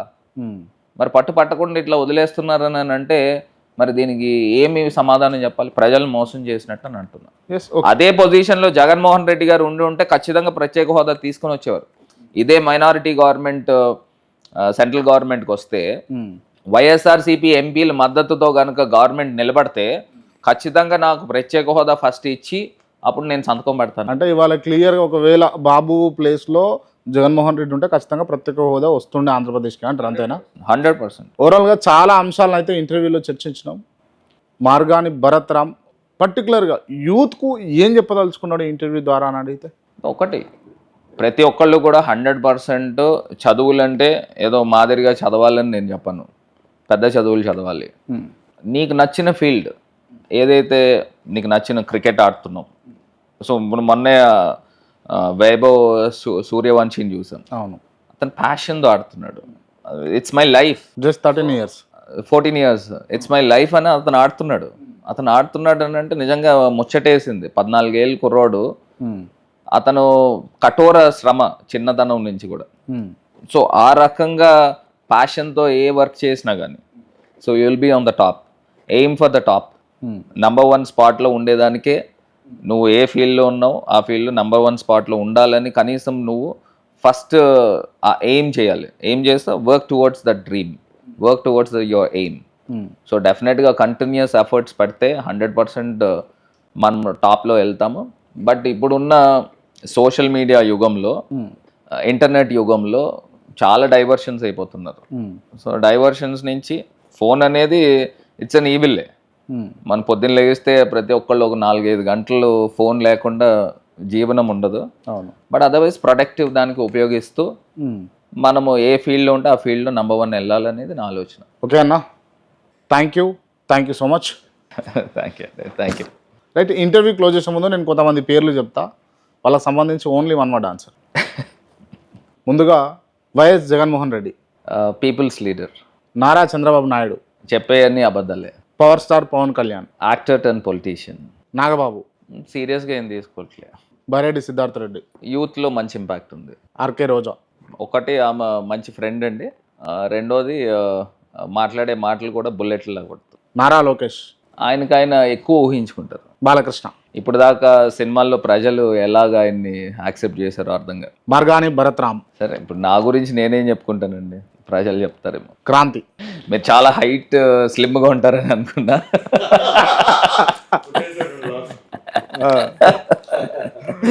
మంచి బొద్దుగా ముద్దుగా ఉన్నారు. థ్యాంక్ యూ సో మచ్ అన్న. Thank you. ఇప్పుడు ఇంటర్వ్యూ కంప్లీట్ అయిపోయింది, కానీ భరత్ చెప్పిన విషయాలలో నిజాలు ఎన్ని అబద్ధాలు ఎన్ని. భరత్ ఎందుకు ఓడిపోయాడు? నేను ప్రజలకు అంతా మంచి చేశా అని చెప్తుండు కదా. ప్రజలకు మంచి చేస్తే ఓట్లు వేయరా? కండ్లకు కట్టినట్టు రాజమండ్రి అభివృద్ధి కనిపిస్తుంది అంటుండు. మరి ప్రజల మనసులో ఏముంది? ఆ ప్రజల్నే అడిగి తెలుసుకుందాం. ఇక్కడ ప్రజలకు కెమెరా ఉందని తెలియకుండా ఓ సాధారణ డిస్కషన్ చేసే ప్రయత్నం చేద్దాం. అసలు ప్రజల మనసులో ఏముందో, ప్రజలు ఏం చెప్పాలనుకుంటున్నారో వారికి తెలియకుండానే వారిని అడిగే ప్రయత్నం చేద్దాం.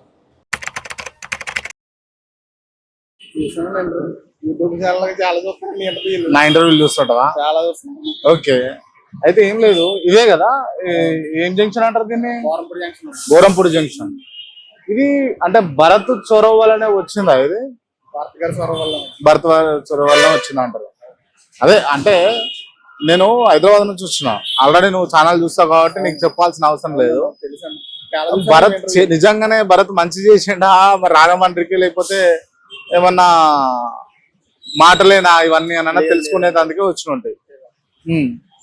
మురళీమోహన్ గారి టైంలో ఆల్రెడీ ఫ్లైఓవర్ శాంక్షన్ అయిందండి. ఓకే, శాంక్షన్ అయింది, మళ్ళీ సెంట్రల్ గవర్నమెంట్ 4th బ్రిడ్జ్ పడిందని చెప్పి స్టేట్ 4th బ్రిడ్జ్ ఉంది కదా దివంచెరు నుంచి, ఇంకెందుకు ఫ్లైఓవర్ అని చెప్పి పెద్ద వెహికల్స్ అని అటుపక్క వెళ్ళిపోతాయని చెప్పి క్యాన్సిల్ చేశారండి. అయినా కానీ ఇక్కడ యాక్సిడెంట్లు కూడా తగ్గలేదండి. మళ్ళీ భారత్ గారు ఫ్లైఓవర్ ఉండాలని చెప్పి ఆయన తర్వాత మళ్ళీ తీసుకొచ్చి ఫ్లైఓవర్ వేయించారండి. ఓకే, అంటే మరి భరత్ ఈ ఇటువంటి జంక్షన్లు 2-3 కట్టినా అని అన్నాడు నాతోటి. అట్లనే ఇంకోటి ఏంటి అని అంటే ఎవరికి ఇబ్బంది ఉన్నా కూడా ఆయననే పోయి మంచిగా చేస్తుండే అని అన్నది కూడా చెప్పిండు. ఎందుకు ఓడిపోయాడు మరి? ఓడిపోయింది అనేది అది ఇప్పటికే అంతే చిక్కదన్న. ఎందుకంటే ఎప్పుడు లేని డెవలప్మెంట్ చూసాం కదా రాజమండ్రిలో. డెవలప్మెంట్ చాలా జరిగిందన్న. డెవలప్మెంట్ అయితే జరిగింది. మరి ఓడిపోయింది ఎందుకు? డెవలప్మెంట్ చేసినా కూడా రాజమండ్రి ప్రజలు ఎందుకు ఓట్లు వేయలేదు? అది అర్థం అవ్వలేదని ఎవరికి. అంతేనా? నువ్వు ఎవరికి వేసినావు ఓటు? ఎవరికి వేసినావు? నేను భరత్ గారికి వేసినావు. ఓకే ఓకే, ఇదే తెలుసుకుందామని వచ్చిన, దగ్గరికి వచ్చిన. ఏం చేస్తుంటావు? డిగ్రీ కంప్లీట్ అయింది. Okay brother, thank you. Okay, మొత్తానికి ఇది గోరంపూడి జంక్షన్ అంటారట దీన్ని. రాజమండ్రిలో ఎక్కువ యాక్సిడెంట్ అయ్యే ప్రదేశం ఇది. సో దీన్ని మురళీమోహన్ ఉన్న టైంలోనే శాంక్షన్ అయినప్పటికీ కొంచెం ఇబ్బందులు వచ్చినాయి. ఇబ్బందులు వచ్చినప్పటికీ దీన్ని ప్రతిష్టాత్మకంగా మార్గాన్ని భరత్ టేకప్ చేసి మొత్తానికి ఆయన హయాంలో కంప్లీట్ కావాలన్నది ఆయన ఆశ అనట. కాకపోతే మొత్తానికి ఇదైతే ఇప్పుడున్నటువంటి ఈ సంవత్సర వ్యవధిలో కంప్లీట్ అయిపోయింది. మొత్తానికి ప్రస్తుతం అయితే ఇక్కడ యాక్సిడెంట్లు ఏం జరుగుతలేవు అన్న అంశాలను అయితే మనం ఇక్కడ గమనించవచ్చు. అదేవిధంగా ఇదే అంశాన్ని ఆయన ఇంటర్వ్యూలో కూడా మనకు చెప్పిండు. రైట్, ఇంకొంతమందిని అడిగి మన మిషన్ కంప్లీట్ చేసే ప్రయత్నం అయితే చేద్దాం. అమ్మ నమస్తే. నమస్తే. మీరు ఇక్కడేనా రాజమండ్రినా మీది? రాజమండ్రినా. మార్గాని భరత్ మాజీ ఎంపీ ఉండే ఐడియా ఉందా మీకు? తెలుసా? ఎందుకు ఓడిపోయినా అంటే ఏం చెప్తారు మీరు? ఆయన పాలన బాగానే ఉంది. మరి ఆయన ఎందుకు ఓడిపోయారు అన్నది ఇప్పటికీ మాకు తెలుస్తుంది. అసలు దేని వల్ల ఆయన వెనకడుగు పట్టాలి అన్నది మాకైతే ఎవరికి ఇప్పటికీ అర్థం కాదు. మీరు ఓటు వేసిరా? వేసానండి. వేసిరా? వేసాను. ఎవరికి వేసారు? భరత్కే వేసిరా? భర్త వేసాను. ఓకే, డెవలప్మెంట్ చేసిండు ఆయన ఇక్కడ? ఇక్కడ చేశారండి. మాకు అంతా కూడా స్ట్రీట్ అవన్నీ కూడా డెవలప్మెంట్ అయింది. ఓకే, బాగానే ఉంది అదంతా. ఓకే. మీ పేరమ్మా? నాగకోటేశ్వరి. నాగకోటేశ్వరి. ఓకే, అంటే మీరైతే భరత్ గారికి ఓటేసారు, వైసీపీ ఓటేసారు, అయినా కూడా ఆయన ఓడిపోయినా అంటారు. డెవలప్మెంట్ పరంగా బానే ఉంది. రైట్, ఓకే అమ్మా, థ్యాంక్ యూ. Right, okay. అందరు కూడా ఆల్మోస్ట్ ఆల్ మరి భరత్ మంచిగానే డెవలప్మెంట్ చేసిండు, కానీ భరత్ ఓడిపోవడానికి కారణం ఏందో తెలియదు అని అంటున్నారు. సో ఇంకొంతమందిని కూడా అడిగే ప్రయత్నం చేద్దాము. భరత్ ఎందుకు ఓడిపోయిండు, అసలు ఓడిపోవడానికి కారణం ఏంది తెలుసుకునే ప్రయత్నం చేద్దాం. భరత్ గెలిస్తే బాగుండు అన్న ఆశనే ఉన్నది ఇక్కడ ఉన్నటువంటి కొంతమంది ప్రజల్లో. బాబాయ్ నమస్తే. ఏం పేరు? సీతారాం. సీతారామా. నేను హైదరాబాద్ నుంచి వచ్చిన. ఏంది అంటే భరత్ అనేటైనా ఎంపీ ఉండే, తెలుసా? తెలుసా? ఓటు ఆయనకే ఇష్టం. అప్పుడు ఓటు ఆయనకే ఇష్టం. ఎందుకు ఓడిపోయినట్టు? ఓడిపోయాడంటే కొద్దిగా ఏముందంటే ఆయన చేశారు ఆయన చేశాడు బాగానే కృషి చేశారు. బాగానే కృషి చేస్తున్నారు. తర్వాత మరి ఎక్కడ తప్పుతున్నారు కానీ మరి మనం దానికి ఏం చెప్పగలమండి. మొత్తం బాగానే చేశారు. రాజశేఖర్ గారు అబ్బాయి గారు కూడా బాగానే మీటింగ్ కంటే కారు మీద వస్తే జనం వచ్చేవారు. మంచిగా అంటే పనులు చేసిండా రాజమండ్రిలో? ఏడేనా రాజమండ్రి? రాజమండ్రి సార్. రాజమండ్రి మంచిగా చేసిన. ఎందుకు ఓడిపోయిండు? ఓడిపోయారంటే దానికి కొంత కారణం ఉంటుందండి. ఒక్క ఆయన మీద గెలిచేది ముగ్గురు గెలిచేదానికి తేడా వస్తుంది సార్. ఒకరు చేసేదానికి ముగ్గురు కలిపేదానికి ఆ ముగ్గురు కలిసారు, ఒక్కడే పోరాడారు. ఆ పోరాటం వల్ల మొత్తం మీద ఏమీ లేదు, డిబేట్లు లేవు, అవకాశానికి మాట్లాడటానికి కూడా ఛాన్స్ లేదు. ఇవాళ ఏం చేస్తారండి. అయితే ఇప్పుడు ఎక్కడైతే తేడా వచ్చేది ఎలక్షన్ అయిపోయిందంటే వెంటనే కౌంటింగ్ చేసుకోవాలి. ఇప్పుడు అమెరికా ఉంది, ఫస్ట్ రోజున ఎలక్షన్ పెట్టారు, రెండో రోజు నెగ్గిన పెట్టారు, మూడో రోజున టెంపో శంకుస్థాపన చేసి. ఓకే, సో ఆయన గెలిచేది ఉండే అంటావు? అభివృద్ధి మంచిగా చేసిండు కానీ భరత్ గెలిస్తే బాగుండు అంటావు? అభివృద్ధి బాగా చేశాడు, ఇంకా డెవలప్ అయిపోయింది గెలిస్తే. ఆయనే కానీ వస్తే మొత్తం గెలిస్తే సూపర్ గా రాయమండ్రి. ఓకే, సరే బాబాయ్, ఇదే అడుగుదామని వచ్చాను ఆయన దగ్గరికి. ఆయన చేసేది ఏమి తప్పులేదండి, చాలా పోరాడాడు. భర్త గారు అంటే నెంబర్ 1 క్యాండిడేట్. Number one. సరే బాబాయ్, ఇంకో విషయం, ఈ దేశంలో 14 సంవత్సరాలు చేశారు. ఆయన 12 సంవత్సరాలు 14 సంవత్సరాలు చేసినప్పుడు 40 సంవత్సరాల అనుభవం ఉంది ఎవరికి? మన సీఎం కి, ఇప్పుడు ఉన్న సీఎం గారు నాదర్ చంద్రబాబు గారు. ఓకే, సరే బాబాయ్. అయితే ఎవరు చేసింది కూడా ఏమి చేయలేకపోతే మాకు రాయమండ్రిలో మాత్రం మారంపూడిలో మాత్రం బిజ్జి ఒకేగా వెళ్ళి ఢిల్లీ వెళ్ళి పోరాడి సెలక్షన్ చేసి భర్త గారు కట్టారు. ఓకే, సరే బాబాయ్. 6 నెలల్లో ఇదే అడుగుదాం, భరత్ మంచోడా చెడ్డోడా? నెంబర్ 1 అంటూ. సరే బాబాయ్, థ్యాంక్ యూ. నా లైఫ్ లో ఎప్పుడు చూడలేదు. లైఫ్ లో చూడలే. సరే బాబాయ్, రైట్. ఓకే, అంటే మనం చేస్తున్నటువంటి ఈ ఏదైతే ఈ ఎంక్వైరీలో ఉందో ఆల్మోస్ట్ అలా అందరూ కూడా భరతే బాగుండు ఎంపీగా గెలిస్తే అని చెప్తా ఉన్నారు. సో చూద్దాం. ఇక్కడేనా? ఇక్కడే. ఏం పేరు? మల్లేష్. మల్లేష్ ఏం చేస్తుంటారు? మామూలుగా ఇంటి దగ్గర వ్యవసాయం. ఓకే, కంబాల చెరువు ఎవరు కట్టిస్తారు? భరత్ గారు. భరత్, మార్గాని భరత్ ఎంపీగా ఉన్నప్పుడు చేసిండు ఇది. ఓకే, ఎవరికి వేసినాం? ఓటు ఎవరికి వేసినాం? భరత్కే వేసినాం. Okay, right. మరి ఎందుకు ఓడిపోయిండు? ఇటువంటి చెరువు కావచ్చు లేకపోతే జంక్షన్లు అవన్నీ డెవలప్ చేసిండు కదా? చేసిండన్న. ఇది మన కంబాల చెరువు కూడా చాలా అంటే చాలా బాగా డెవలప్ చేశారు. లోపల వాటర్ పైకి రావడం అనేది, లోపల కొన్ని సిచ్యువేషన్ అన్ని బాగున్నాయి. మరి ఆయన ఎందుకు ఓడిపోయిండు? ఎందుకు ఓడిపోయిండు అంటే మన అన్ఫార్చునేట్లీ చెప్పలేం కదా. ఓకే, అంటే ఇంత డెవలప్మెంట్ చేసిరా అంటే నేను చాలా మందిని అడుగుతున్నా, డెవలప్మెంట్ చేసిండు భరత్ అని అంటున్నారు, మంచి అట్మాస్ఫియర్ క్రియేట్ చేసిండు భరత్ అని అంటున్నారు, కానీ ఎందుకు ఓడిపోయిండు అని అన్నది అయితే అర్థమవుతలేదు. డెవలప్మెంట్ చేశారు కానీ ఎందుకు ఓడిపోయారు అనే విషయం మరి మనకైతే తెలియదు కదా. తెలియదు. డెవలప్మెంట్ చేయడం అంటే చేశారు. ఆ జంక్షన్ అనేది కానీ మన కంబల్ చెరువు కూడా బాగా డెవలప్ చేశారు. అంటే ఒకప్పటికి ఇప్పటికి చాలా మార్పు వచ్చింది, బాగా డెవలప్ చేశారు కూడా. నైట్ టైం ఆ లైటింగ్ అనేది చూడడానికి చాలా బ్యూటిఫుల్ గా కనబడుతుంది, బాగుంది. ఓకే, గెలిస్తే బాగుండేనా? ఇంకా జర మంచిగా గెలిస్తే ఇంకా కొంచెం బెటర్ గా చేసే ఆపర్చునిటీ ఉండేది కదా, ఇంకా మంచిగా చేసేది. ఓకే, మరి అన్ఫార్చునేట్లీ గెలవలేదు. నెక్స్ట్ టైం మళ్ళీ ఎలక్షన్స్ వచ్చేటప్పుడు గెలుస్తారు ఖచ్చితంగా. Right, okay, thank you. ఇది ఓపెన్ థియేటర్ రాజమండ్రి అట. మన ఇంటర్వ్యూలో చెప్పినట్టుగా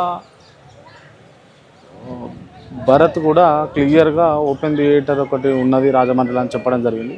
సో ఇక్కడ చాలామంది అయితే కనిపిస్తున్నారు. ఇక్కడ పెద్ద మనిషి ఉన్నాడు. నమస్తేనే, హైదరాబాద్ నుంచి వచ్చినాం మేము. కూర్చోవచ్చా? ఓకే, ఇది ఓపెన్ థియేటర్ అంటారా దీన్ని? చిన్న మీటింగ్లు అవి జరుగుతుంటాయి. ఓకే, ఎవరు కట్టించారు ఇది? ఇది పర్కటరాయంలో డెవలప్ అయింది ఇదంతా. భరత్ మార్గాని భరత్ ఎంపీ గారు, మాజీ ఎంపీ భరత్ గారు హయాంలో. ఇప్పుడు ఓడిపోయాడు కదా, ఎమ్మెల్యే నిలబడ్డాడు కదా, ఓడిపోయాడు. ఎందుకు ఓడిపోయాడు మరి? అనేక కారణాలు అంటే చెప్పలేం కదా, ఒక కారణం అంటే చెప్పలేం. అనేక కారణాలు ఉన్నాయా? మెయిన్ కారణం ఏమై ఉండొచ్చు? అంటే ఊపు అలా ఉంది కదా, ఊపు అలా కొట్టుకుపోయింది అంతే. అంతే, అంతేగాని పర్సనల్గా ఓడిపోవడం కాదండి. కానీ అంటే నేను చాలా మందిని అడిగిన, భరత్ మంచిగా చేసిండు, డెవలప్మెంట్ చేసిండు అని అంటున్నారు. రాజమండ్రి అయితే మంచిగానే చేశారు. రాజమండ్రి ఎక్కడ పడితే అక్కడ లైటింగ్ అయితే పార్కు కట్టి, చిన్న చిన్న పార్కు కట్టి చూడడానికి రాజమండ్రి ఒక లుక్ తెప్పించారు. కానీ ఓడిపోయాడు. పని మాత్రం బాగానే చేశారు. ఎవరికి వేసినావు ఓటు? ఎవరికి వేసినావు? నేను ఎంపీగా వేసాను. అది మన వైఎస్ఆర్ కాంగ్రెస్కి వేసినాం, అయినా కూడా ఓడిపోయింది. ఓకే, ఇంకా మళ్ళీ వస్తే డెవలప్మెంట్ అవుతుండేనా లేకపోతే? ఆయన అయితే మన ఎంపీగా అయితే బాగానే చేస్తారు. బాగానే చేస్తారు, ఎందుకంటే మనకు ఫ్లేవర్ ఉంది కదా, ఆయనే తెప్పించాడు. ఆయన ఏమోనే తెప్పించాడు. ఎన్నో యాక్సిడెంట్లు అయ్యారు. ఇప్పుడు వెళ్ళాలంటే పవర్లో దాటేస్తున్నారు. మరి ఇంత చేసినా కూడా ఎందుకు రాజమండ్రి ప్రజలు ఓడించారు అని అంటే? గాలి ఎటువంటిది అయినా తెలియజేసి ఊపలా ఊపేసింది అంతే. ఊపులా అంతే, ఊపులా అంతే. కానీ గుడ్లో మెల్లగా వెళ్ళిపోయింది కానీ మామూలుగా ఏమి వెళ్ళలేదు. అంతే అంటావు. ఏం చేస్తారు మీరు? Auto driver. Auto driver. Okay, మరి పోతాయి కిరాయి వస్తలేవా? కిరాయిలు వస్తున్నాయా? ఆటో కిరాయి నడుస్తుందా? ఆటో అలా జరిగిపోతుంది అంతేనా? అంతే. సరేనా, థ్యాంక్ యూ పెద్ద మనిషి. థ్యాంక్ యూ అండి. రైట్, ఇదే అడుగుదామని వచ్చిన దగ్గరికి. అటు నుంచి ఒక పర్సన్ వస్తుండు, ఆపుదాము, ఆపి అడిగే ప్రయత్నం చేద్దాము. ఏం చెప్తాడో విందాము. అన్న ఒక్క నిమిషం, ఏం పేరు మీ పేరు? నా పేరు సుబ్రహ్మణ్యం. సుబ్రహ్మణ్యమా? ఓకే, నేను హైదరాబాద్ నుంచి వచ్చిన బ్రదర్. రాజమండ్రి మీది? రాజు. మార్గాని భరత్ మాజీ ఎంపీ ఉండే ఇక్కడ, తెలుసా? తెలుసా? ఓకే, ఆయన ఓడిపోవడానికి కారణం ఏమై ఉండొచ్చు అంటావు? కారణం ఏమన్నా, మేము అందరూ కూడా ఎంపీ గారికే ఓట్లు వేసాం. రాజమండ్రిలో అందరూ కూడా ఎంపీ గారికే ఓట్లు వేసాం. మరి ఎక్కడ తేడా జరిగిందో కూడా తెలియదండి. ఆ మిషన్లు ఈఎంఐ మిషన్లు ఉన్నాయి కదా, దాని వల్ల అయితే తేడా జరిగింది. ఓకే, దాని వల్ల అయితే కన్ఫర్మ్ అండి. రాజమండ్రిలో అందరూ అదే మాట అంటున్నారు. డెవలప్మెంట్ చేసిండా? అయ్యో బాబాయ్, మేము మాకు ఒక 10 years తర్వాత మేము టాయిలెట్ వేసుకునే దగ్గర ఇప్పుడు ఆయన డెవలప్ చేసిన దగ్గర మేము అక్కడ భోజనం చేస్తున్నాం అండి. అంత ఘనంగా చేశారు. మేము టాయిలెట్ వేసుకుంటామండి ఒక 5, 10, 11 ఆ దగ్గర. ఆ టైంలోనే ఇప్పుడు మేము లంచ్ చేస్తున్నాం. అంత డెవలప్మెంట్ చేశారు. ఎందుకు ఓడిపోయిండు? అదే ఈఎంఐ మిషన్, అదే మిషన్లు ఉన్నాయి. ఈఎంఐ మిషన్ లో తేడా జరిగింది.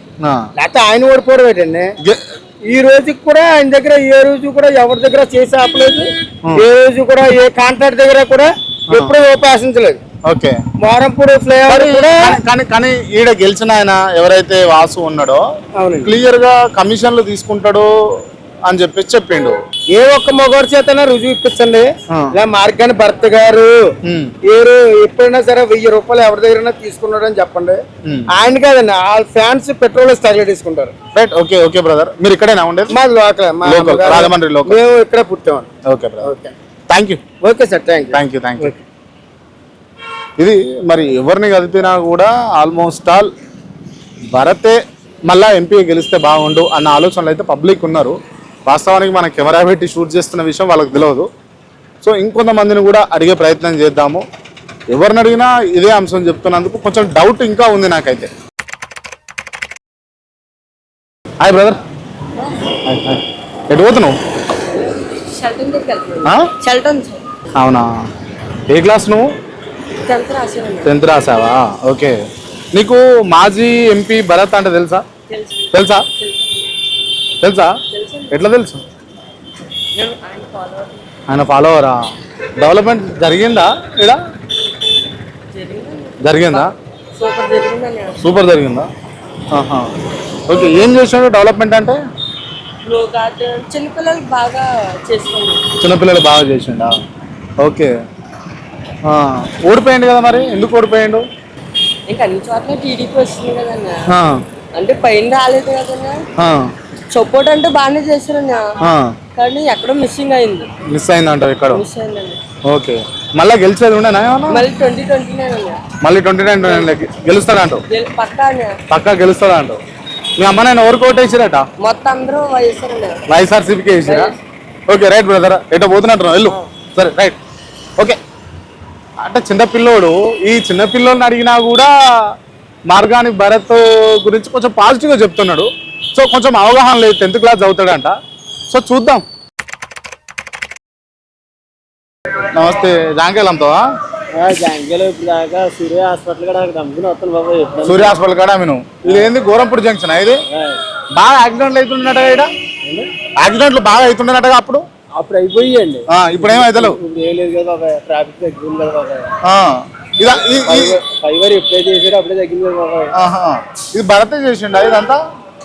ఎవరు చేసారన్నా తెలియదు బాబాయ్. ఎవరు చేసిరన్నా తెలియదు నాకు తెలియదు బాబాయ్. కాకపోతే కానీ ఇప్పుడైతే యాక్సిడెంట్ అవుతలేవు. అవతి లేదు, ట్రాఫిక్ లేదు అన్నట్టు కూడా బాగుంది బాబాయ్. బాగుంది. Okay, right. ఇది పుష్కర ఘాట్, పుష్కర ప్లాజా. మరి ఇక్కడ కొంతమంది అయితే కూర్చోరు, ఇక్కడ కూడా సేదీరు. ఇటువంటి ఎన్నో ప్రాజెక్టులను అయితే డెవలప్ చేసినాము, ఇక్కడ అన్ని తీసుకొచ్చినాం అని చెప్పేసి మార్గాని భరత్ చెప్పిండు. ఇక్కడ ఇద్దరు ఉన్నారు. Hi brother. బ్రదర్ నమస్తే, నేను క్రాంతి బ్రదర్, జర్నలిస్టు, హైదరాబాద్ నుంచి వచ్చినాము. ఏమంటారు దీన్ని ఏరియాను? ఇది పుష్కర ఘాట్. పుష్కర ఘాట్ ఏరియానా? ఓకే. ఎవరు డెవలప్ చేసారు దీన్ని? ఎవరండి? భరతా? మార్గాని భరత్. మొన్న ఎమ్మెల్యే నిలబడ్డాడుగా, మరి ఓడిపోయిండు. అదే మాకు అర్థం అవట్లేదు సార్. అంతేనా? ఎక్కడ ఎలా పోయినా ఆంధ్ర అంతా ఇక్కడ వెళ్తారు. పార్కులు ఇవి చాలా బాగా ఇలాంటివన్నీ చాలా చిరాకు ఉంది సార్. ఇంకా కార్యకలాపాలు ఇంకా జరిగి, కానీ ఏంటో మరి ఆయన వచ్చాకనే ఈ ఏరియా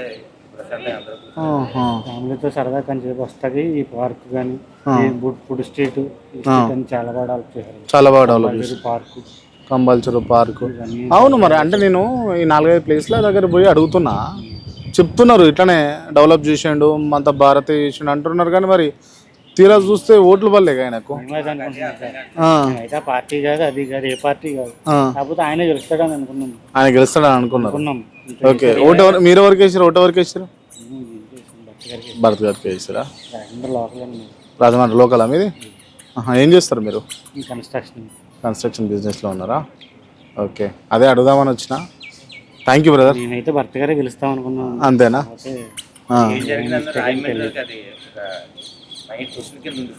ఓకే. ఇటువంటి చూసుకుంటే చాలా పార్కులు చాలా ఉన్నాయి ఇట్లాంటి పార్టీలు ఖచ్చితంగా చేసేస్తారు. Okay, okay, right brother. Thank you. Right. మొత్తానికి ఎక్కడ చూసినా కూడా ఆల్మోస్ట్ ఆల్ అందరూ చెప్పేది ఒకటే, మార్గాని భరత్ డెవలప్మెంట్ చేసిండు అని అయితే చెప్తున్నారు. ఎక్కడ అడిగినా, కంబాల చెరువు దగ్గర పోయి అడిగినా, ఇటువంటి ప్లాజా దగ్గరకు వచ్చి అడిగినా, లేకపోతే జంక్షన్ దగ్గర పోయి అడిగినా కూడా భరత్ చేసినట్టు, కానీ తీరా చూస్తే భరత్ ఓడిపోయి ఉన్నాడు. ఇదే అర్థం కాని పరిస్థితి ఉన్నది.